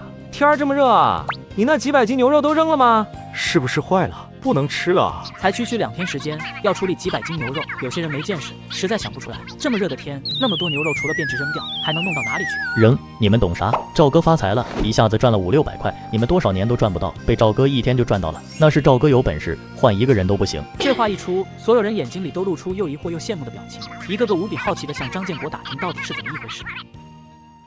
村民们围着我和张建国，好奇地询问我究竟是怎么卖出去那么多牛肉。而正在这个时候，我忽然听到有人喊了一声：“赵国庆，你快回家看看，你家出事了，你奶奶又闹上门了。”闻言，我心中一惊，把拖拉机交给张建国，撒腿就往家里跑。还没到家，我就远远地听到奶奶那中气十足的叫骂声。果然又是这老太婆在作妖。我走进门，只见奶奶正搬着一个凳子堵住了我家里的大门，她甚至把大门从外面给别住了，这样我妈在里面就出不来，而奶奶则直接堵着大门骂。我看着旁边一脸惊恐想哭不敢哭的妹子赵东旭，冲着家门口的奶奶就吼了一声：“你干什么？给我滚开！你这小兔崽子，咋跟长辈说话的？没大没小的！你算什么长辈？哪有长辈堵住媳妇儿孙子大门口骂他？你再骂一句，信不信我直接把你给扔出去？”奶奶做梦都没想到我会直接动手把奶奶像拎小鸡一样拎起来丢在一边。哎呦喂，你这王八羔子，你敢动手打你亲奶奶，我不活了，我今天就死在你家大门了。刚才不知道藏在哪个犄角旮旯的大伯这回跳出来了。赵国庆，你这混账东西，你咋对你奶的？跪下给你奶赔礼道歉。对，你给你奶道歉，快道歉。见此，我顿时就气不打一处来，这个爹真是混账东西。奶奶欺负妈妈的时候，他不敢吱声，现在我想帮妈妈的时候，他反倒跳出来了。道歉？他跟我娘道歉了吗？他要是真想死，这里有绳子有刀子，随便选，别在这么多人面前丢人现眼了。看到我这波操作，奶奶一下子傻眼了。他那点撒泼耍横的心思被彻底看穿，他可没那个真去死的胆子。哥，还是你有办法能治得住奶奶，咱们快给妈开门吧。快去开门。东学，你快点长大吧，等你们也长大了，妈就不会受委屈了。我走进屋，见到我妈说今天是奶奶故意找茬，说是我败家，要把原来分家的猪和鸡要回去，她不乐意，两人就吵了起来。一说到这里，妈妈心底是一片绝望，她上辈子是做了什么缺德事，这辈子让她嫁给这样男人。妈，你别急，也别忍了，很快我们家就要盖新房子了，我到时候去村里另外要一块宅基地，咱们搬出去和赵家人彻底分开过。换一个地方盖房子，这得花多少钱啊？算了，国庆，妈忍忍就好，别再花钱了。妈妈因为心疼我们几个孩子，宁愿自己委屈点，也不希望家里再花钱了。见妈妈心疼钱，我当即把卖牛肉赚了钱的事情说了出来。这事一说，妈妈顿时瞪大眼睛，上下打量着我。我儿子真是长大了，有本事了啊！妈，我现在手里有不少积蓄，不过我在想办法，真要是能弄到宅基地，花点钱就花点钱，咱这日子得往敞亮了过。我下定决心后，便去找村支书买了一块位于村子边缘的宅地基，离知青所很近。这样一来，想要保护刘玉清和夏若兰显然更加方便了，省得那个王卫东在动什么坏心思。我本想着立即找舅舅们来帮忙建房子，但奈何下午突然下起了大雨，所以我也只好乖乖回家，打算等雨停了再找人动工。等到晚上，我们家晚饭依然做的肉，大伯母没忍住在我家门口走了好几遍，每一次闻到香味都馋得眼睛发绿。冬雪，好香呀！你家又炖了什么好吃的？是大骨头，今天吃炖大骨头萝卜汤。啧，这顿顿吃肉也不怕把家吃穷了，到时候没钱给你读书，看你怎么办？王春花充满恶意地说了一句，让冬雪吓得小脸通红，连忙跑进家门。妈，我不要吃肉了，大伯母说了，我吃了肉就会把家里吃穷，到时候就不让我念书了。我回来时恰好见到这一幕，连忙开口安慰。冬雪别怕，王春花就是嘴馋，吃不到肉，故意乱说的，你别往心里去。好好养兔子，哥哥以后供你读书。没错，多吃点肉和骨头汤，你们才能长高长壮。吃完晚饭后，我发现原本停了一会儿的雨又开始下了起来，而且越下越大。就在这时，我突然就听到外面传来一阵狗叫声，还夹杂着敲门声。谁会在这时候来敲门？我打开院子门，看到来人时，惊讶地睁大眼睛。怎么会是你们？这下雨天的，有什么事吗？我着实吃了一惊，眼前戴着帽子、披着蓑衣的两位姑娘，竟然是刘玉清和夏若兰。国庆，我们今天总感觉知青所附近有鬼鬼祟祟的影子，好像有人踩点。是啊，心里害怕得很，所以就想着今晚能不能来你家和你小妹挤一挤，就一晚。原来是这样，当然没问题，快进来，别淋坏了。我带着刘玉清和夏若兰两人走进屋子里，给他们拿毛巾擦头发。因为雨势过大，两位少女身上被雨水打湿了，衣衫紧紧贴在身上。我只是匆匆扫了一眼，没想到他们俩的身材居然都这么好。今晚上又下着雨，雨声那么大，要是真有图谋不轨的人偷偷摸进知青所，他就算扯破喉咙喊人，也未必有人能及时赶来。为了安全，他们才会想到来我家。在意识到这一点之后，我不由得摇了摇头。前世的商人思维让我下意识地打算不急着动王卫东，而是想要找机会从他那里榨出油水，或者想利用他的贪念来达成一些目的。可我现在转念一想，不禁觉得不能因为贪图一时利益，就让这两位无辜的少女落入危险之中。今天你们就在这儿安心住下，等雨一停，我还是直接向民兵队长反映一下这件事吧，不能一直这样提心吊胆。反映？可是咱们不是没有证据吗？空口无凭，民兵队长会管吗？这个傻子色胆包天，今天都敢在你们附近踩点了，这说明他快忍不住了。我叫上民兵队长，明着告诉他，最近有流氓惦记知青所，请他帮忙在附近加强巡逻几天。只要王卫东贼心不死，肯定能抓他个现行。听我这么说，两位少女对视一眼，终于是松了口气，安心的在我家睡下。与此同时，因为雨势过大，在隔壁81大队的陈芙蓉怎么也睡不着，因为他家到处都漏雨，外面大雨，屋里小雨，陈芙蓉每日心惊胆战的，生怕这房子倒塌了。她后悔不已，看着这个房子，看着睡在床上鼾声如雷的男人，眼神中充满了恨意。原本我只是想给肚子里的孩子找一个接盘的爹，但是却没想到日子会变得这么糟糕。她在这里吃不饱穿不暖，住个破房子还担心她，一个恶婆婆还整天盯着自己，这日子一点盼头都没。要是这风雨来得更大一些，索性把房子吹倒了，直接将李长青和他妈妈给送走就好了。这个念头一冒出来，陈芙蓉整个人像是找到了目标，一下子变得激动起来。对呀，只要他俩死了，到时候就说肚子里的孩子是李长青的，不就没问题了？这破房子，这穷日子就都到头了。陈芙蓉在心底暗自下定了决心，准备利用这几天的大雨做些什么。第二天醒来，我起床看了看外面的天气，发觉雨依旧很大，不由得叹了口气。宅基地都已经买完了，结果却迟迟不能动工，真让人着急啊。不过这种事情也没办法，只好打算等几天再说。我和家人以及刘玉清他们打了个招呼，便去地里上工，顺便把王卫东的事情和民兵队长交代一下。我找到民兵队长，描述了两位女知青所遇到的情况。民兵队长听着，脸色越来越难看。什么？王卫东居然敢贪图对下乡来的女知青下手，这种事情怎么能允许呢？简直是在破坏知青下乡政策。队长，这件事你一定要重视起来，我担心他还会再动手。放心吧，国庆，这件事包在我身上。从今天起，我亲自带人加大在知青所附近的巡逻力度，非把这个败类揪出来不可。次日，在淅淅沥沥的雨中，王卫东穿着蓑衣，小心地走在雨幕中。他偶尔扭头看看自己踩在地上的鞋印，这么大的雨，那鞋印子不过几秒钟就被大雨给冲掉了。看到这一幕，王卫东脸上露出笑容，目光看向知青所中刘玉清的房子，嘴角露出贪婪的笑容。王卫东蹑手蹑脚地来到知青所的大门前，准备撬锁，但当他凑近时，却愣住了。门上的锁是新的。该死！我明明已经弄得很隐秘了，到底是哪个畜生发现我对门锁动了手脚？王卫东使劲地用手摇晃着大门上的那把新锁，气得直跺脚。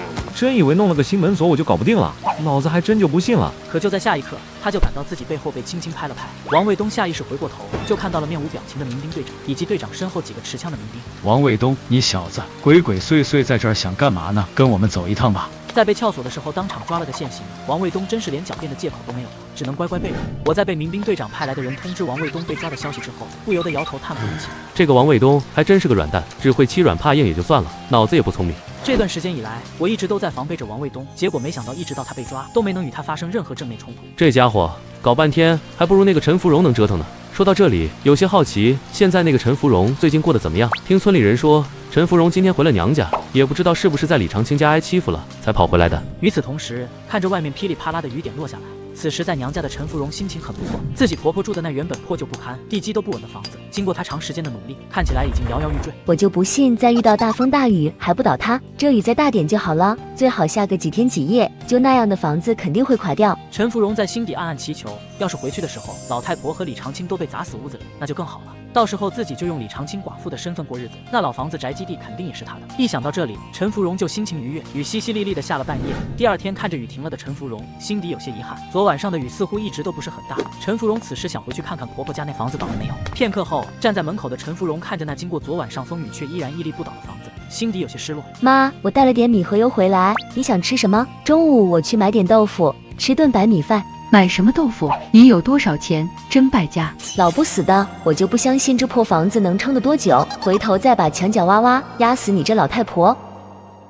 芙蓉，看我带回来什么鱼？抓到鱼了。昨晚上下雨，河里鱼都好抓了，你把鱼拿过去处理一下，中午就喝鱼汤。李长青手里拎着一串鱼回来，陈芙蓉答应着伸手去拿那鱼，这手还没碰到鱼，就闻到一阵让他作呕的鱼腥味，以至于接过鱼的陈芙蓉只觉得肚子里翻江倒海，一阵的恶心难受，一手捂住了自己的嘴巴。芙蓉，你这是咋了？怀上了？不对呀！李长青说这话的时候，眼神明显有些不信任，因为他虽然和陈芙蓉结婚了，但是两人在一起的时间有些不对劲，这才几个月，怎么就吐了啊？你说啥？你真是想得美！这不昨天下雨，估计受了点凉，肠胃不舒服。行，你这2天注意点，要是还这样干呕，去卫生所看看，说不定真怀上了，到时候让大夫看看孩子有几个月了。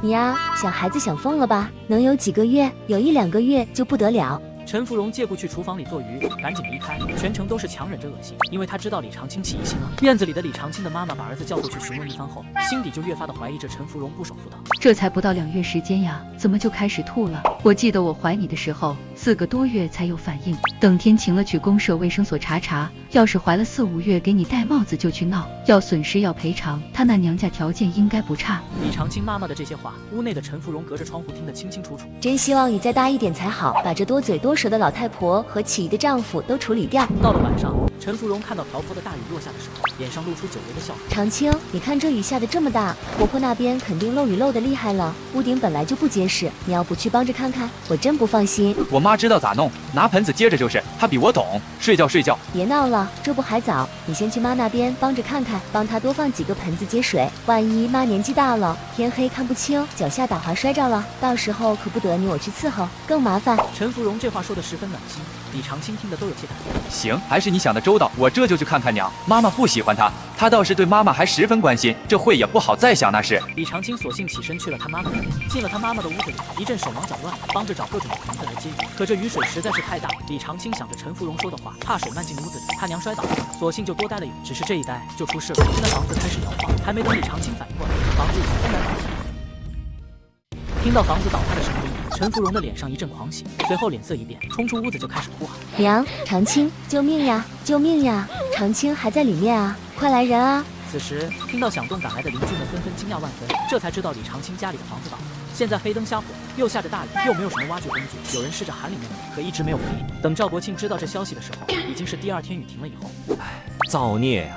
昨晚上李长青家房子塌了，李长青和他妈都没跑出来，人没了。我还听说陈芙蓉怀了身孕，已经有3多月了，是李长青的一父子，也算留了个后。听到这个消息的时候，赵国庆不由得笑了。这李长青怕是到死都不知道自己喜当爹了吧？从陈芙蓉那里回来后，我这边也去上工了，只是没想到，因为之前我对相亲对象特别友好的事情传了出去，很多大妈婶子都来找我开玩笑。国庆啊，下次有姑娘相亲，可得先紧着咱们大队的，肥水不流外人田吗？就是，你跟婶子说说，到底想找个啥啥样的？咱们大队的好姑娘可不少。多谢婶子们好意，我的标准不是早就说过吗？要娶就娶个城里的女大学生。此话一出，周围瞬间响起一片倒吸凉气的声音。这年头，农村娃想娶城里姑娘已是难事，更何况是女大学生。这目标在众人听来，简直是异想天开。赵国庆，你也不撒泡尿照照自己什么德行？才吃了几天饱饭，就敢做这种白日梦，真是丢尽了我们老赵家的脸。大家看看，这败家子兜里刚有几个子儿就烧得慌，相亲不成还白送人，高级不了。我看你们二房这日子是不想过了，将来揭不开锅，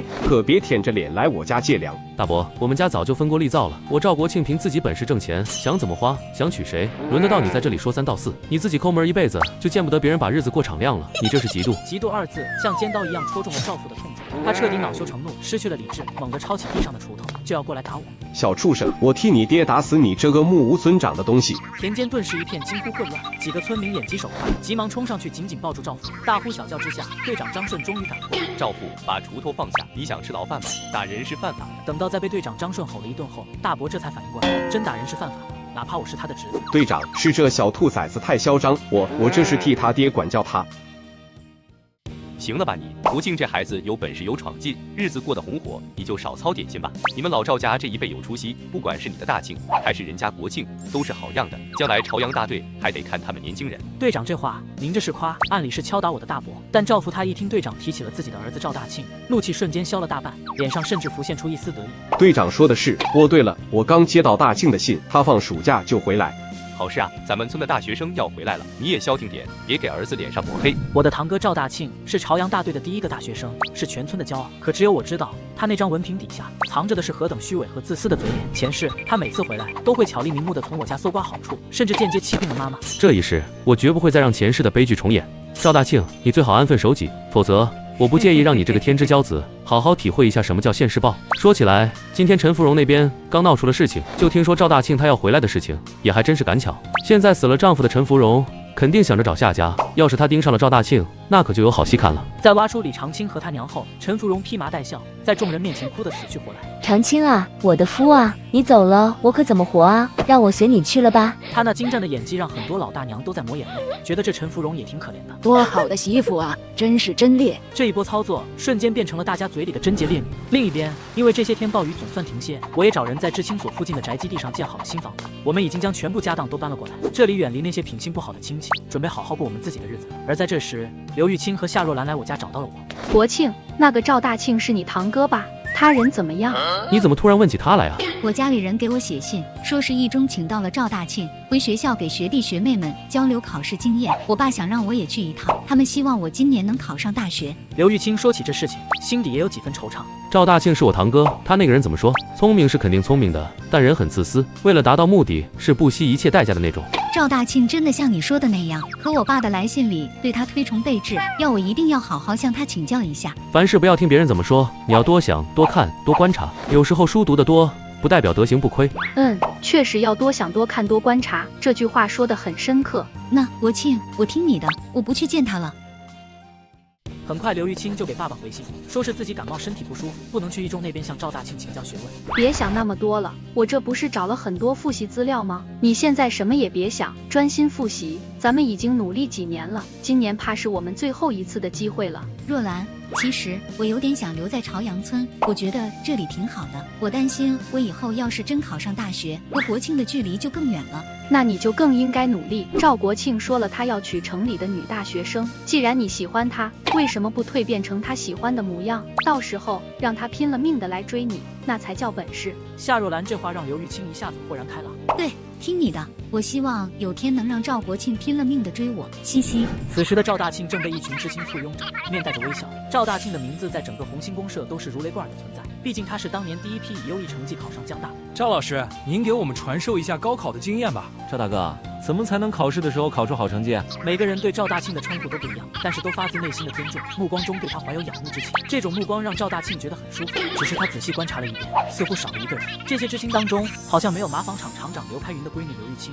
同学们，你们知青所的人都到齐了吗？我时间比较紧，但希望尽可能帮助到每一位知青，让大家都能考上理想的大学。他一副完全为了这些知青好的模样，任谁肯定丁都没想到，他的目标其实就是刘玉清。他要在城市里混得如鱼得水，最好的捷径就是抱上大腿，用婚姻改变自己的命运。所以赵大庆才会接受一中校长的邀请，因为他知道那校长和刘开云的关系好，这会是最好接近并取得刘玉清好感的时候。赵老师，不好意思，刘玉清和夏若兰两位知青好像有点事情耽误了，今天没时间过来，您先给我们讲讲吧。没关系，帮助大家是应该的，我们开始吧。赵大庆也没多想，这个机会错过了，还有下次，拿下刘玉清比他在学校苦苦钻营强多了。大庆回来了，好，总算是回来了，快进屋，老婆子，快去杀鸡。杀什么鸡呀？大庆啊，你可回来了，咱一家人都快被人欺负死了，你可得给奶做主啊！奶奶一把眼泪一把鼻涕，把家里这段时间发生的事情和赵大庆讲了一遍。你不知道那赵国庆做事有多绝，盖了新房子就不认我们这些长辈了，要把我们的东西都扔出去，不准我们靠近。家里当初分家也没亏待他，还分了1头猪、几只鸡给他家呢。奶奶，你糊涂了，怎么能说分家呢？要是不分家的话，他现在做的新房子你们都可以去住，都有份儿。您这么说，不是把到手的房子往外推吗？啊，那我们现在该怎么办啊？没事儿，待会儿你们就听我的，只要按照我说的做，肯定能把赵国庆盖的新房子抢过来。好，咱们就这么做。第二天，在吩咐了爷爷奶奶该怎么做之后，赵大庆一大早便直奔知青所，准备去找刘玉清。他目前想要做的事情，第一是替奶奶出气，让她得偿所愿住进赵国庆的新房子那边去；第二是想办法取得刘玉清的好感，让他喜欢上自己。你好，我是赵大庆，我来找刘玉清同志。赵大庆同志，时间紧迫，我们在复习，请不要来打扰我们。夏若兰同志，我是受刘玉清父母的委托，特地来给他做考前辅导的。你这是什么态度？你又不是刘玉清本人，怎么能代替他做主，把我拦在门外？赵大庆此时一肚子火气，打扮收拾了许久，却连刘玉清的面都见不上，心想这夏若兰怕不是对自己有所偏见。若兰同学，我也可以一起辅导你，只要你们认真听我讲，保管让你们今年都能考上理想的大学。赵同志，我们不熟，你一个男同志直呼我一个姑娘家的名字，是不是不太妥当？你读书的时候，老师没教过你基本的礼貌吗？至于见刘玉清，你问他本人愿不愿意见你吧。赵大庆同志，先谢谢你的好意，我不需要额外的辅导，我和若兰一起复习挺好的，希望你以后不要再来打扰我们了，我们很忙，你还是请回吧。相对于夏若兰的直接，刘玉清的话要委婉一点，但是意思很明白，还是拒绝，这让兴冲冲的赵大庆直接就愣在当场，而一边的夏若兰赶紧的把门给关上，根本就不给赵大庆一点解释的机会。玉清，你看那人头发抹得油光锃亮，苍蝇站上去都打滑，看着就腻歪，身上还一股子香姨子混着不知什么的味儿，熏死人了。就是也不知道我爸怎么想的，这人咋看都没有国庆看着顺眼踏实。这话让门外还没离开的赵大庆全部都听到了耳朵里，此时他气的是七窍生烟。赵国庆，没想到居然是你干的好事，你给我等着。半个小时后，我去了一趟知青所，夏若兰和我说起今天赵大庆的事，听完我什么都明白了。想一想前世的时候，刘玉清最后嫁给了赵大庆，而且赵大庆就是借助了刘玉清家里的关系混得风生水起。这个时候要是和刘玉清确定了关系，对于赵大庆来说那是天大的好事。你们记住了，千万别单独和赵大庆待在一起，他心眼多，算计深，你们斗不过他。不愧是堂兄弟，还真是了解他，人家今天可是诚意满满，邀请我们玉清单独补课呢。若兰，你别瞎开玩笑。我们才没聊一会，突然响起咚咚咚的敲门声，门外传来了我小妹赵冬雪的声音：哥，你快回去，家里出大事了。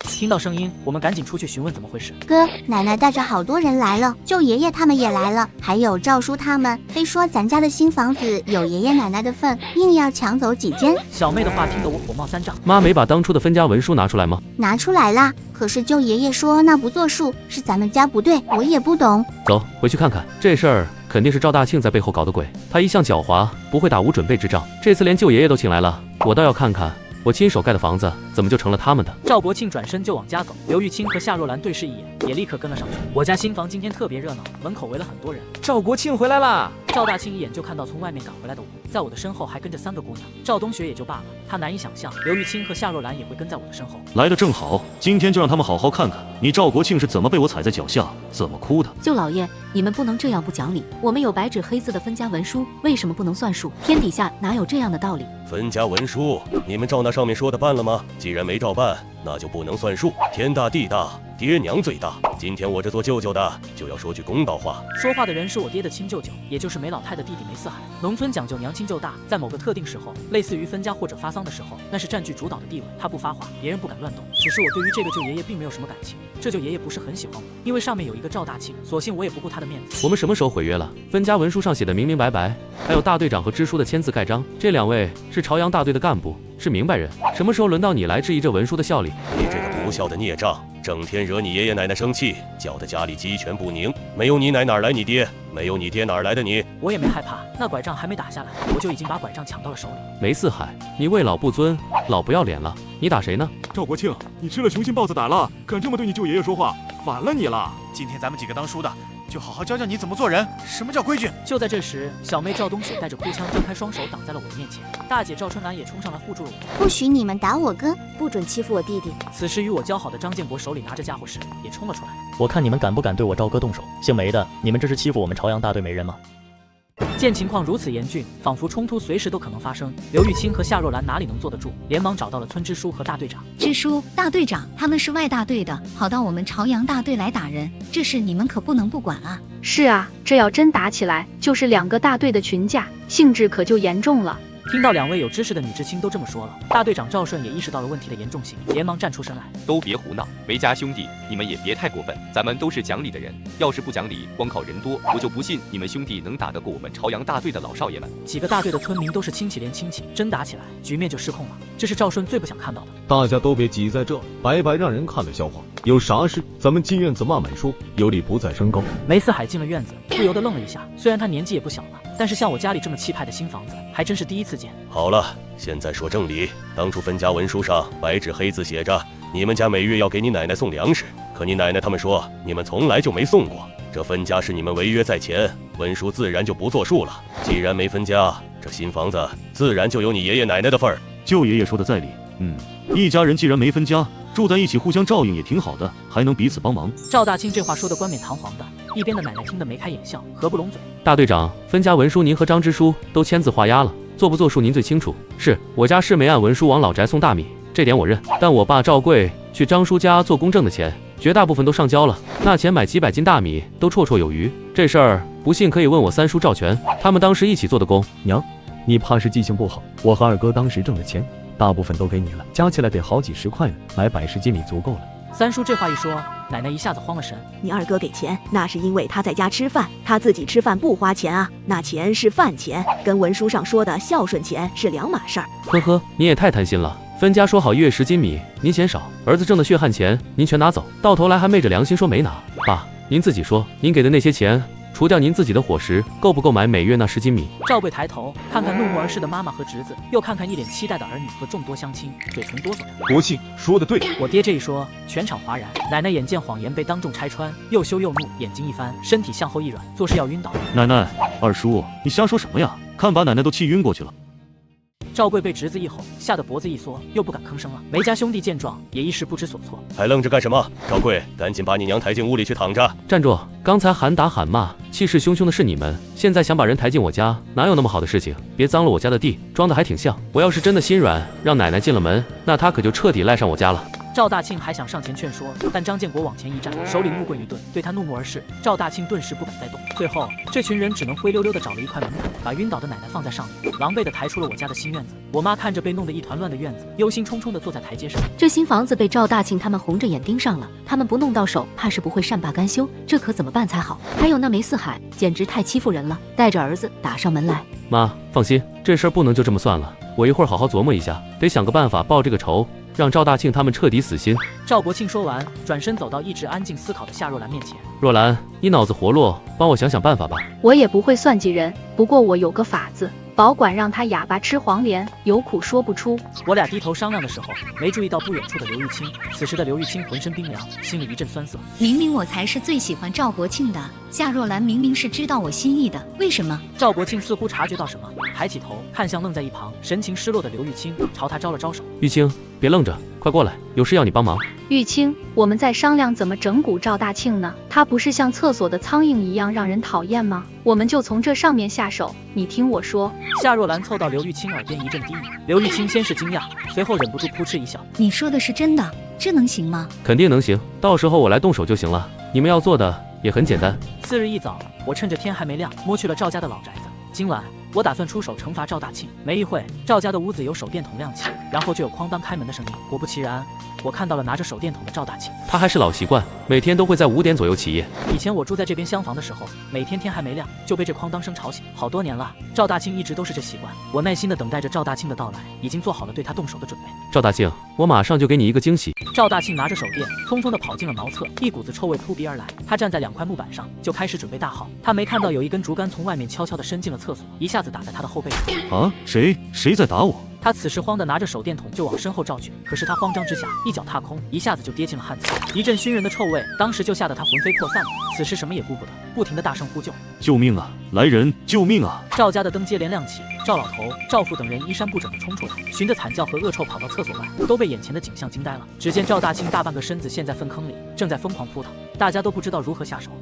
快找根长点的棍子把他拉起来，再去多提几桶水来。赵大庆好不容易被棍子拉了上来，连他爸赵父都躲得远远的。见家人都如此嫌弃自己，赵大庆心中怒火冲天。有人害我，我不是自己掉下去的，是有人从后面用棍子捅我，是赵国庆，肯定是赵国庆那个王八蛋暗算的我。此时的赵大庆双眼通红，整个人觉得像是要爆炸。他也不管那么多，因为他现在最嫉妒我，所以直接将我视为了仇敌。行了，赶紧先去洗洗吧。真要是他赵国庆捣的鬼，我们肯定饶不了他。想抓我，你们也得有证据才行啊！离开赵家后，我立刻骑着自行车在约定地点找到了夏若兰和刘玉清，他们把刚买好的猪肉挂在我的车把上，这样一来，我便可以借口早起去买猪肉了，制造不在场证明。和刘玉清他们分开后，我就骑着自行车回到了村子里。刚进村，我就听到有人给我通风报信：“国庆，你可回来了！”赵大庆到处嚷嚷，说是你暗算他，把他推进厕所里了，扬言要找你拼命呢。他疯了不成？我明明是早起去买猪肉了，自己眼神不好，掉粪坑里，这脏水也往我身上泼。他要真敢来找我，我就是打死他，也是他活该。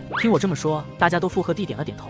瞧瞧这肉，赵国庆这明显是天没亮就跑去公社赶早市了。赵大庆这不是胡扯吗？就是从公社来回得多久？赵国庆哪有时间去暗算他？这就是胡搅蛮缠。这一次，村里知道这事情的老少爷们都站在了我这边，所以等我回家的时候，不少人也跟着来一起看热闹。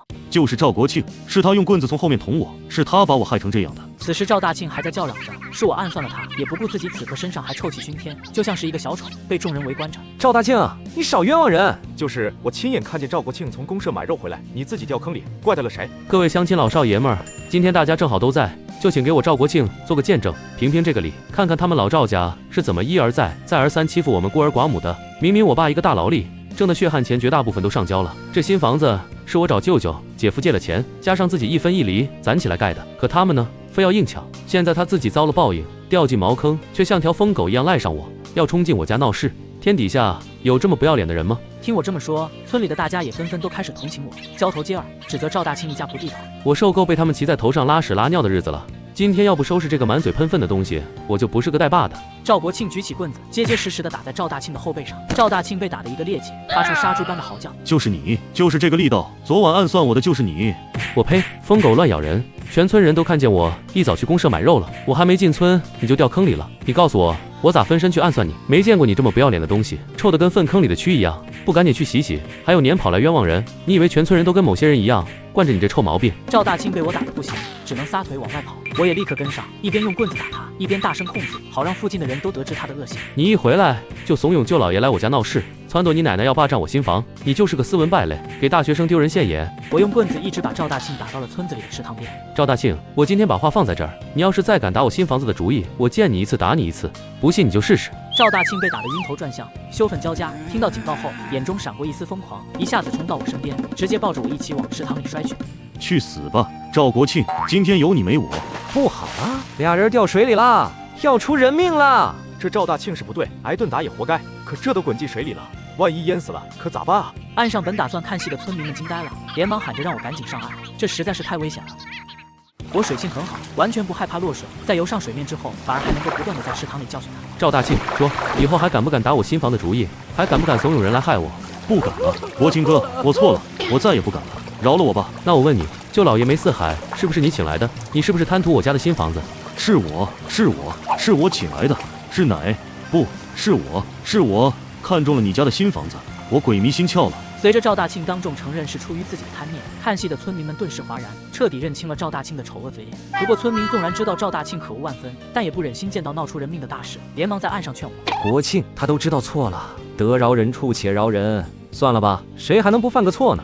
是啊，大庆胡闹是他的错，国庆你可不能跟他一样犯浑啊！快上来吧，谁理粮？赵大庆都认错了，以后肯定没人敢打你家主意了。今天大伙都给你作证，赶紧上岸吧。我见目的已达到，便松开手，利落地游回岸边，爬了上来。赵大庆则被闻讯赶来的大伯赵父和几个村民七手八脚地拖上岸，像条死狗一样瘫在地上咳嗽。这次事件让所有人都觉得赵大庆不讲理，冤枉人胡闹，把他原本高高在上的大学生形象一下子打落到了尘埃。被大伯一家救上来的赵大庆，见我已经离开，依旧在不停地叫骂着，让我大伯都听不下去了。大庆啊，你说你掉进粪坑里本就不是啥光彩事，敲没声洗干净就算了，你发什么疯？非赖是国庆干的，这下吃到苦头了吧？爹，连你也不信我？你这孩子咋还不明白？人家国庆当时就不在村里，去公社买肉了，那么多人都看见了，你咋这么倔呢？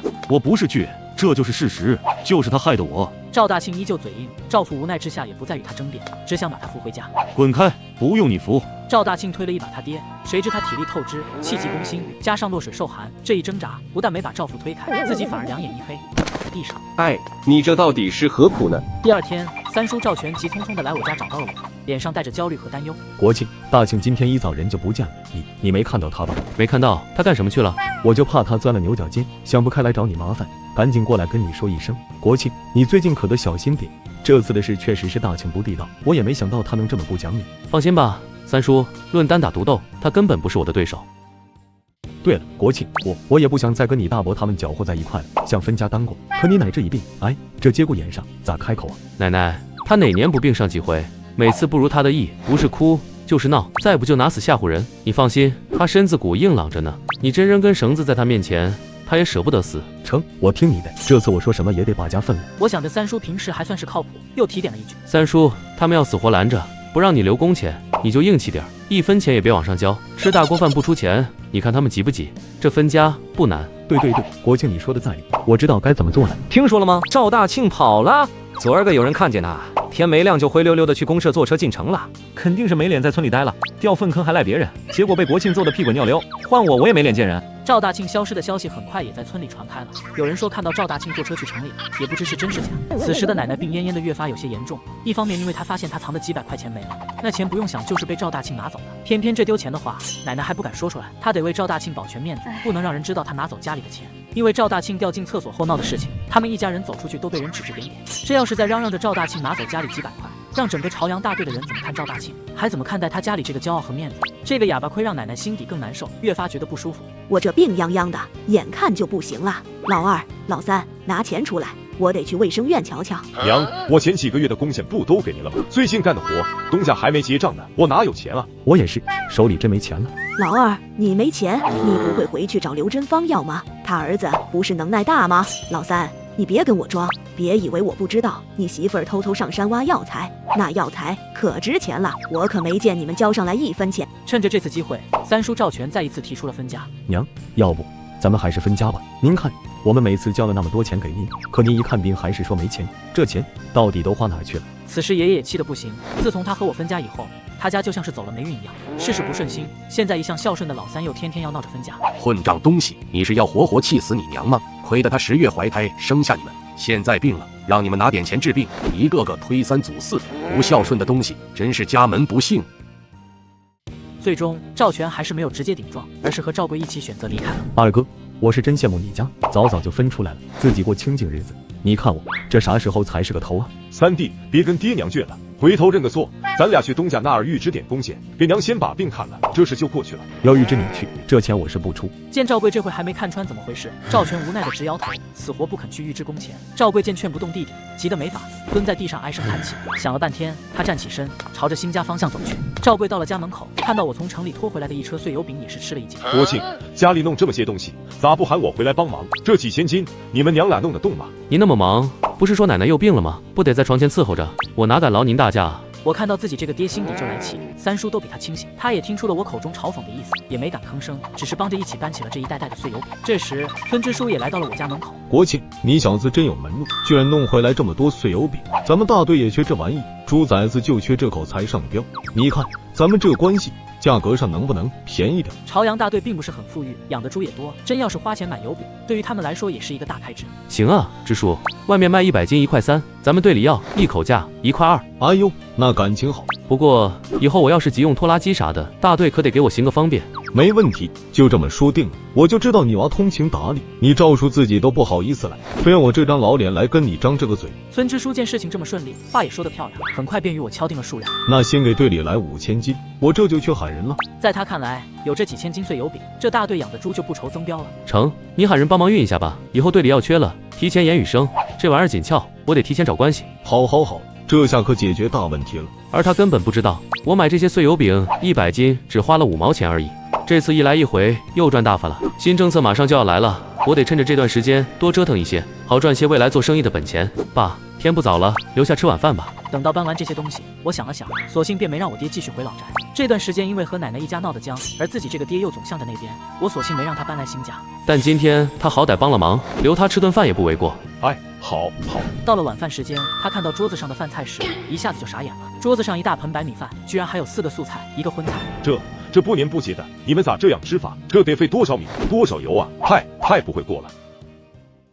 我爹虽然嘴里说着浪费，但属他吃的最多，一口气干了5碗。在发现他吃完之后，盆里面居然还有剩饭，他脑子都有些转不过来。你们今天到底是弄了多少米菜？就算现在家里宽裕点，也不能这么造啊！国庆早就立了规矩，在这个家干活的人必须吃饱，每顿饭得见点荤腥，家里孩子长身体，鸡蛋也不能断，有得吃你还挑3拣4啰嗦啥？另外吃饭管饱，但要钱没有，你把话记心里。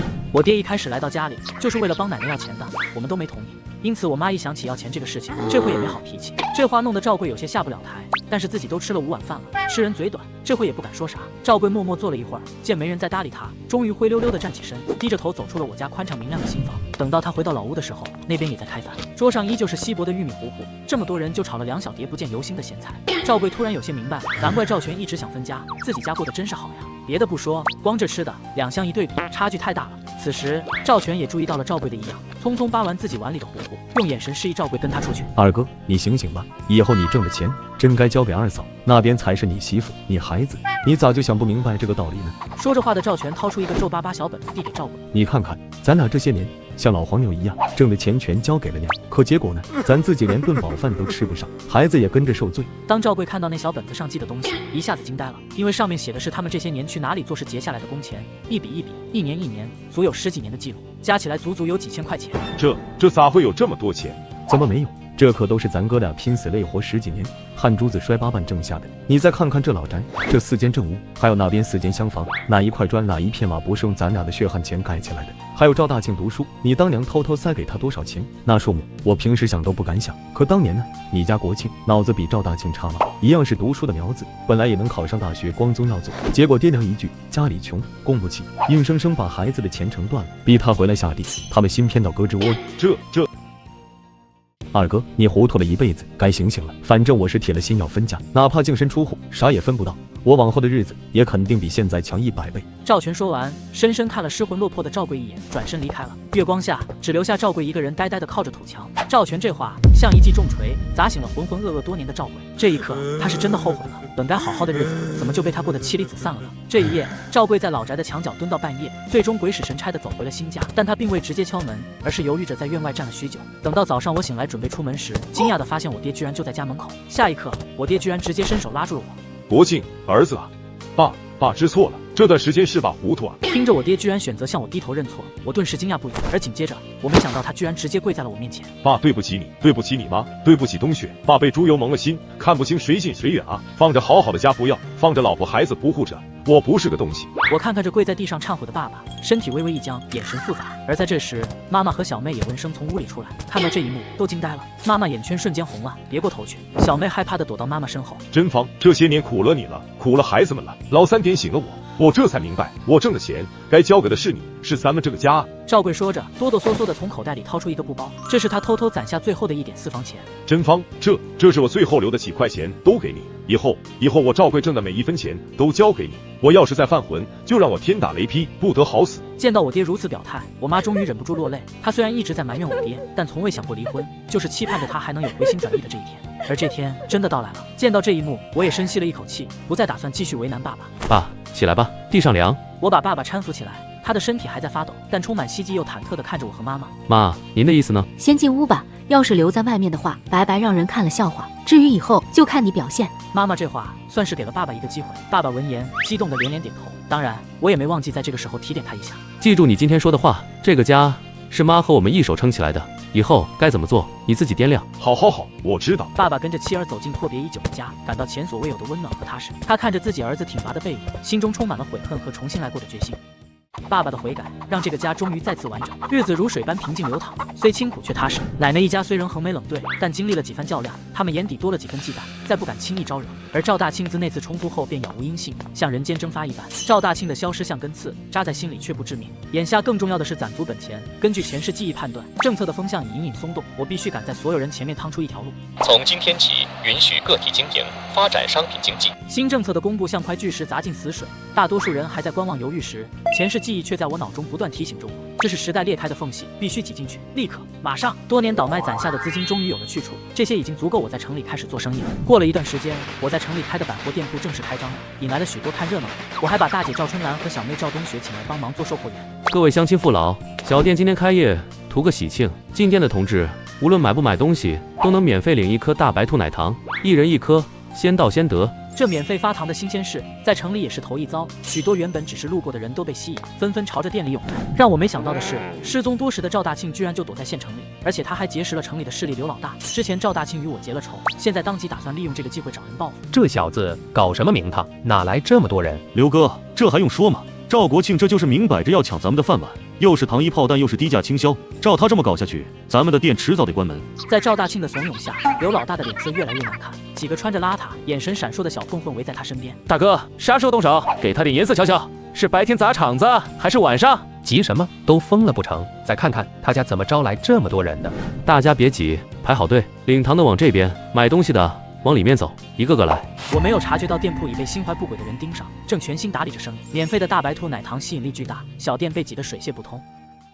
婶子，您看看这肥皂，去污力强，味道也香，比百货大楼里一样的东西便宜30%呢。对，咱家东西不光便宜，质量还有保证。要是买了觉得不合适，没拆封的都能拿回来退。没错，咱们假一罚10，说到做到。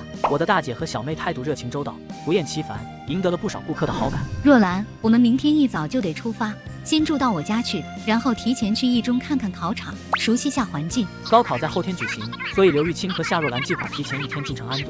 哎，玉清，我听说赵国庆在县城莲花池那边开了家店，今天开业，咱们明天路过时，要不要去看看，给他捧个场？当然要去，国庆开店是大事，我们得去给他撑场面。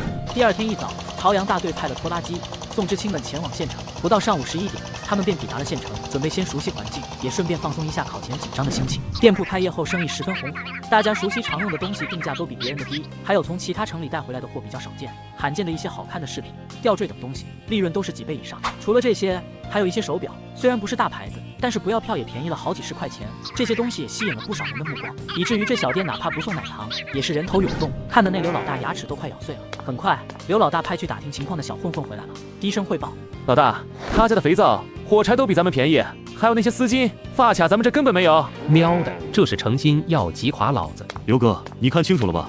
赵国庆这就是破坏行规，用低价抢客，用稀罕货砸场子，再不把他弄走，这整条街的生意都得姓赵。好，既然他不讲规矩，就别怪老子手黑，今晚就动手，给他砸个稀巴烂。哼，赵国庆，我收拾不了你，还不信别人收拾不了你，你就给我等着吧。傍晚时分，客人终于少了下来。店铺里，我和大姐在对账清点这2天的营业额，还有利润，足足538块钱。国庆538块，今天比昨天还多出30多块呢。昨天我们开业第1天居然卖了500来块，当时把他们高兴坏了。但是没想到第2天也卖出500多块，甚至比第1天还多出几十块，这让大姐惊叹不已。姐，现在政策放开，咱们抢了先机，只要货好价实，赚钱是必然的。还是你有魄力，当初我还整天提心吊胆，怕你这铺子开不下去。大姐是真的担心我这个弟弟，谁知道这才2天就赚到了他们不敢想的钱。见大姐和小妹如此高兴，我心里也舒服。开业头几天生意旺是正常的，等热度过去，销量会平稳些。但只要我们摸清哪些货走得快，及时调整，往后的收入未必会比现在少。说着话，我便把这些钱收了起来。之后我还会拿这些钱继续进货，让货物的种类再多一些。只有这样，这钱才会像滚雪球一样越来越多。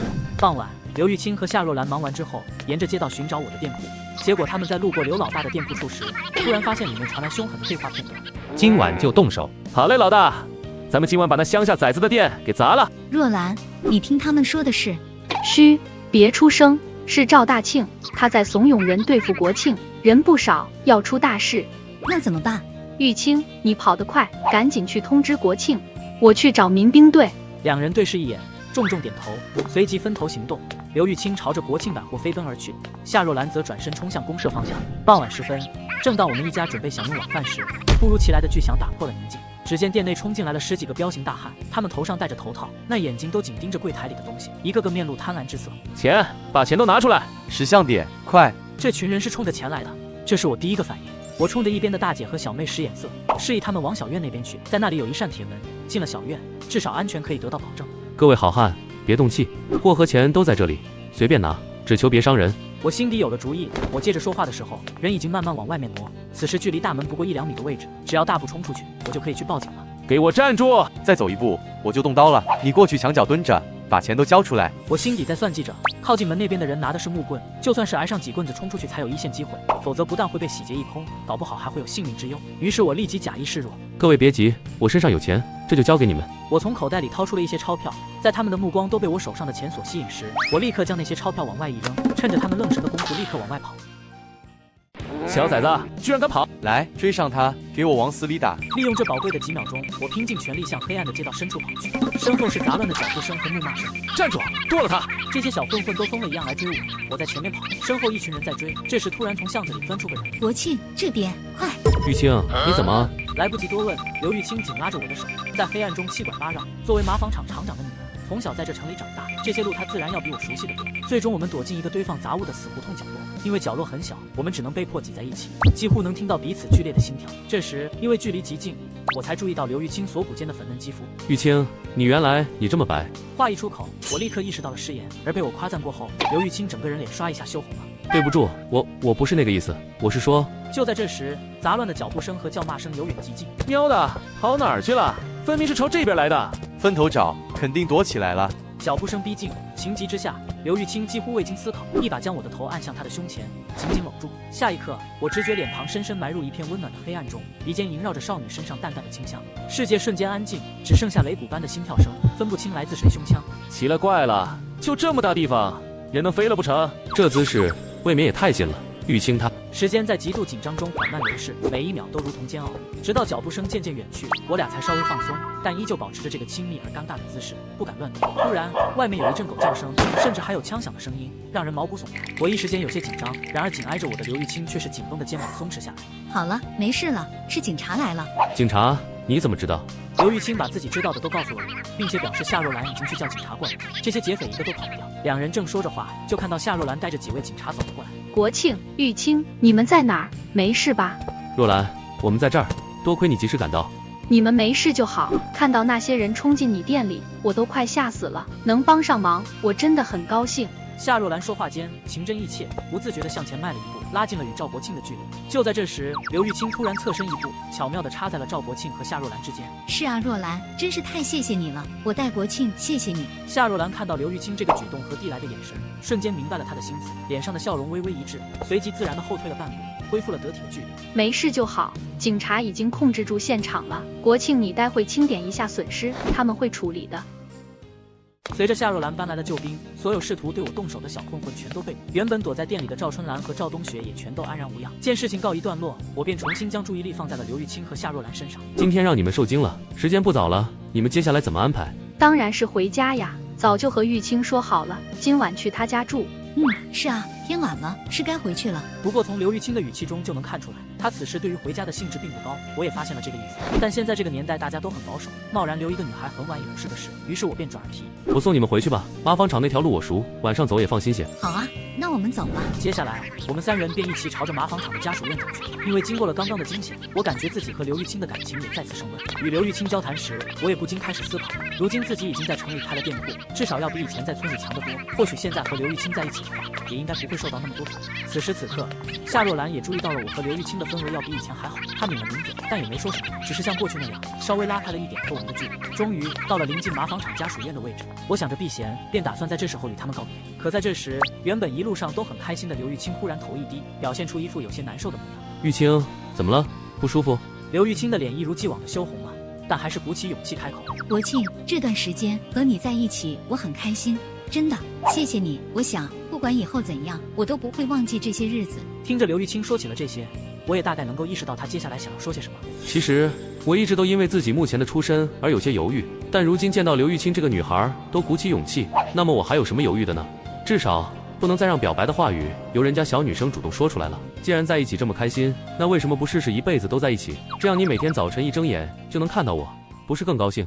听到我这话，刘玉清一下子就愣住了，脸色更加羞红。国庆，本来他见我一直不肯主动表白，便打算由自己主动开口，可没想到他在好不容易下定决心表白的时候，却是我先将话说了出来。国庆，这是你在对我表白吗？以前我总觉得自己配不上你，可今晚你冒着危险来救我，我就在想，我一个大男人，如果连争取幸福的勇气都没有，那才会后悔一辈子。我一下子捏住了刘玉清的手，让他的心砰砰直跳，整个人呼吸都变得有些急促。国庆，你能这么说，我真的很高兴，但你能再给我一点时间吗？我家里人答应过我，只要我考上大学，就许我一个愿望。愿望？没错，我会许愿嫁给你。见到刘玉清如此坚定地说出这样的话语，我也不禁感到有些心跳加速，脸色通红。没想到我作为一个男人，居然也会有这样心跳极快的时候。好，我等你，很晚了，快回去吧。我不忍继续这样羞耻下去，匆匆定下约定后便转身离开。刘玉清依旧像过去那样站在路灯下，久久凝视着他离去的背影，直到完全消失在夜色中，直到我的身影彻底消失，刘玉清才转头看向从刚刚开始就一直默不作声的夏若兰。若兰，你说我和国庆会幸福的，对吧？我不知道。若兰，刘玉清非常不理解夏若兰这究竟是怎么了，她怎么没有像过去一样祝福和鼓励自己呢？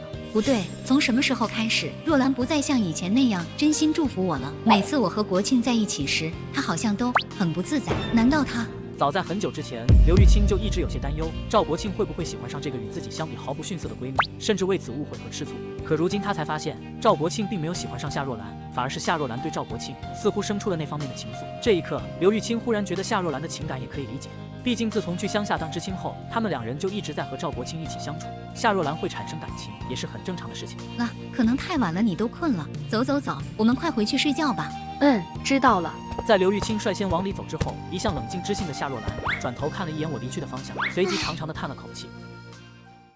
这一天，我正在自己2楼清点新到的货，无意间透过窗户瞥见斜对面一家正在装修的店铺门口，一个熟悉的身影正在指挥工人搬运招牌。我没想到那个人竟是陈芙蓉，他穿着崭新的的确良衬衫，小腹已有微微隆起。陈芙蓉，她怎么会在这里，还盘下了店铺？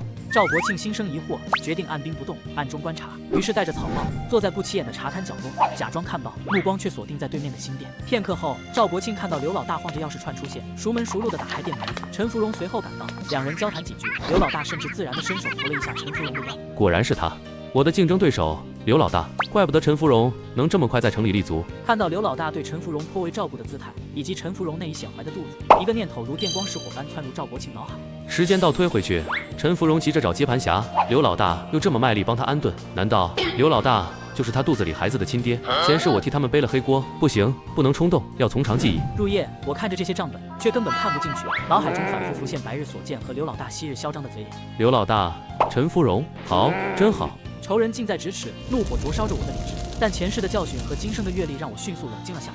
现在撕破脸，痛快是痛快，但我在城里根基未稳，拼起来吃亏的还是我。眼下最要紧的是把生意做大，把钱攒厚。刘老大，只要他不再来招惹我，我可以暂时忍下这口气。不过，若你刘老大不识相，还敢把爪子伸过来，那就新账旧账一起算，别怪我连本带利把你彻底按死。赵国庆这小子必须弄走，才几天就把半条街的生意抢光了。大靖，你跟他一个村，最了解他底细。他有个屁底细，就是运气好赶上政策。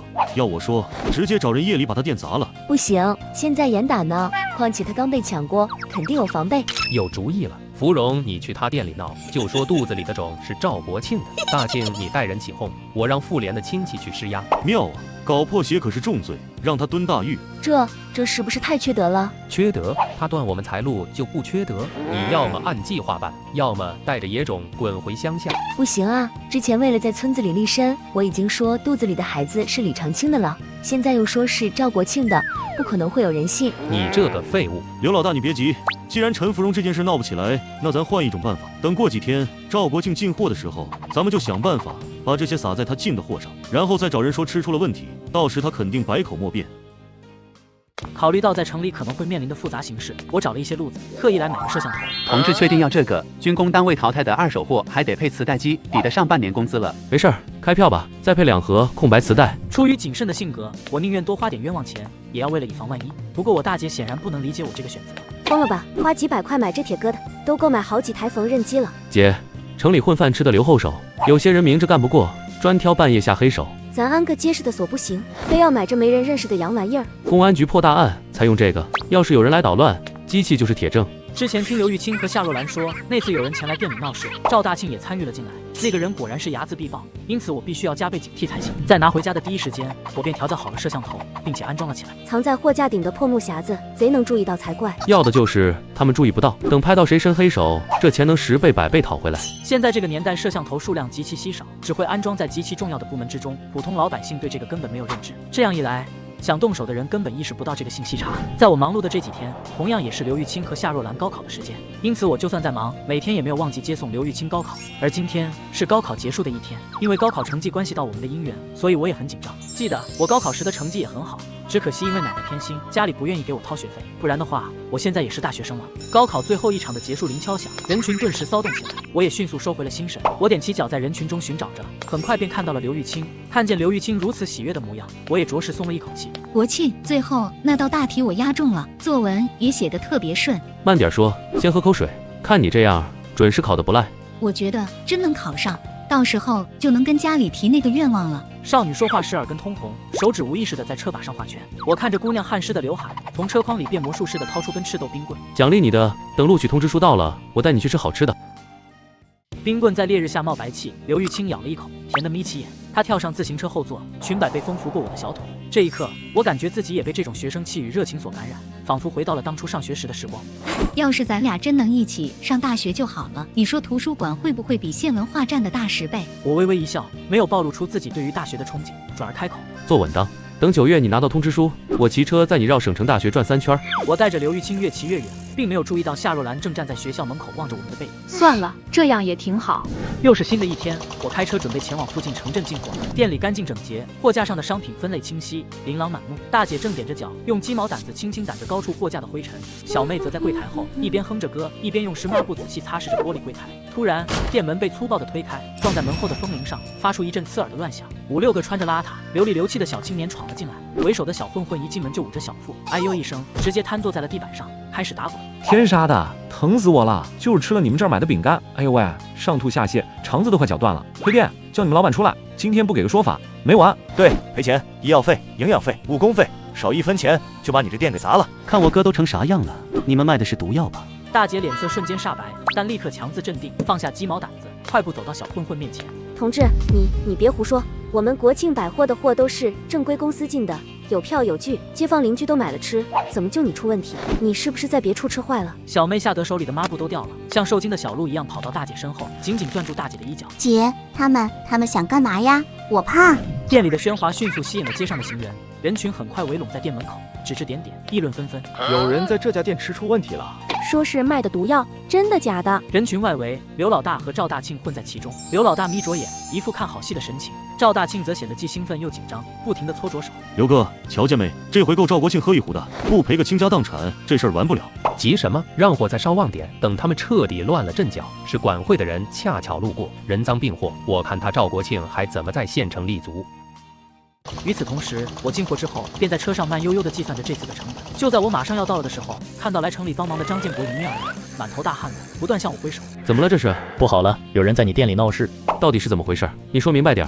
赵哥，你店里闹翻天了，一帮二流子说吃了你家东西中了毒，正堵着门要砸店呢。春兰和冬雪俩姑娘在里面，都快被吓哭了。知道了，我现在就回去。赵大庆这家伙果然对于我之前对他的事情耿耿于怀，找小混混砸我店还不够，如今还找人来玩这么阴的。幸好我留了后手，我先赶回去，你先去麻纺厂家属院找刘玉清和夏若兰，说明白怎么回事。他们在城里认识的人多，也好办事儿。好，我明白了。店门再次被推开，我出现在门口。都住手！我是老板赵国庆，有什么事儿冲我说。小混混们被我的气势慑住，愣了片刻，但下一刻，为首的混混随即更加夸张地哀嚎起来。正主来了，赔钱5000块，少一个子儿，我就在这儿不走了。我没理会他的叫嚣，冷静地走到被指称有问题的饼干货架前，拿起一包已被拆封的饼干，先是仔细查看包装封口，然后凑近鼻尖闻了闻，眼神微微一眯，闪过一丝了然。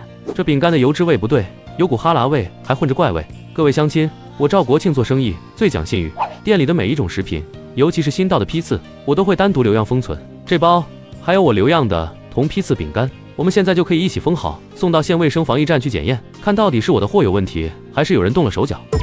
检验就检验，反正就是在你这儿吃坏的。我不再与他纠缠，转身走进柜台后的内室，片刻后拿出一个牛皮纸当案袋，接着我面向围观群众，抬手指向了房顶上的摄像头。乡亲们，为了防止有人恶意陷害，我特地买了这个公安专用的监控设备，谁在我店里搞鬼，这里面记得一清二楚。此话一出，满场皆惊。身为大学生的赵大庆自然清楚摄像头意味着什么，只是他怎么也想不到，我居然会舍得大价钱搞来这个玩意。刘哥，他哪来的这玩意儿？完了，全完了！喵的，这小子使诈，快走！我按下播放键，电视机里先是一阵沙沙声，接着浮现出了黑白画面以及声音。这样真的行吗？会不会？废什么话！快把药粉撒在饼干和水果糖上。刘哥说了，事成之后少不了你的好处，赶紧的。不等录像播放完毕，大家便都已经明白了过来，到底谁才是幕后黑手。赵大庆、陈芙蓉，这声音是不是你们的？还有刘老大，你指使他人投毒诬陷，该当何罪？人群彻底炸锅，愤怒的目光齐刷刷射向刘老大一伙。太缺德了！原来是他们搞的鬼，就应该给他们抓起来。赵大庆等人和小混混们想趁乱逃跑，而就在此时，刘玉清和夏若兰已经带来了警察。都别动，我们是警察，早就接到举报等着了，你们一个都跑不了。警察迅速控制了现场，并将这些想要逃跑的混混们逮住。此时，纵使赵大庆对我怨恨在身，也不敢在这个场合公然骂我，而陈芙蓉还妄图向我求饶。国庆，我对不起你，都是他们逼我的，你就原谅我这一回吧。陈芙蓉，我不会原谅你，有什么话去跟公安同志说吧，法律会给你一个公道，也会给他们应有的惩罚。随着刘玉清带来了派出所的民警，在了解情况之后，便将这些犯罪嫌疑人一并带走。围观群众爆发出热烈的掌声，纷纷称赞我脑子机灵，早有准备。好了，问题现在都解决了，不会再有人觊觎咱们的店铺了。国庆，今天要不是你，咱们这店就……哥，你太厉害了！那个监控是啥时候装的？害人之心不可有，防人之心不可无。经过这一遭，我看谁还敢来咱们国庆百货耍花样。姐，小雪，收拾一下，咱们照常营业。因为今天这个机会，许多人都围在了我们店门口，我当然要抓住这次机会，狠狠为自己打一波广告。刚刚多谢各位乡亲，今天所有商品9折酬谢大家。我的店价格本就便宜，而如今在听到我居然还要打9折之后，更是热情地进入店中开始扫货，人人都想占这个便宜，我也自然大赚了一笔。随着赵大庆以及竞争对手刘老大被捕，我的生意也越做越红火。1个月过后，我将周围的几间店铺都盘了下来。这次借助政策的风口，我赚了不少的钱。如今有了充裕资金的我，当然不会就此止步，而是开始考察附近情况，准备收购一家砖瓦厂，应百姓们对于新房子的要求，为接下来的时代红利做准备。这天到了收取录取通知书的日子，我陪着刘玉清来到了邮局，很快便得到了消息。国庆，我考上了江城大学。太好了，玉清，我就知道你一定能行。我跟我爸妈说了我们的约定，他们一开始还念叨你是农村出身，怕我受委屈。听他这么说，我不由得心中一紧。可我把你开百货店、收购砖瓦厂、凭本事在城里立足的事儿都跟他们说了，他们夸你有头脑、有担当，终于松口了。真的？他们说现在可以正式交往，等我大学毕业就风风光光的嫁给你。望着眼前眼眸发亮的女孩，想起一路走来的波折，嘴角扬起坚定的笑容，于是从口袋里掏出一个小巧的红绳吊坠，轻轻系在刘玉清的手腕上。这是我特意给你选的，保平安。大学4年，我会把生意做得更大，等你毕业，给你一个像样的家。曾经的偏见与质疑，都在时间和实力面前烟消云散。命运的齿轮在重生之后的努力下转向，那些曾经的风雨，最终都化作了滋养幸福的甘霖。往后余生，3餐4季平安顺遂，便是最圆满的结局。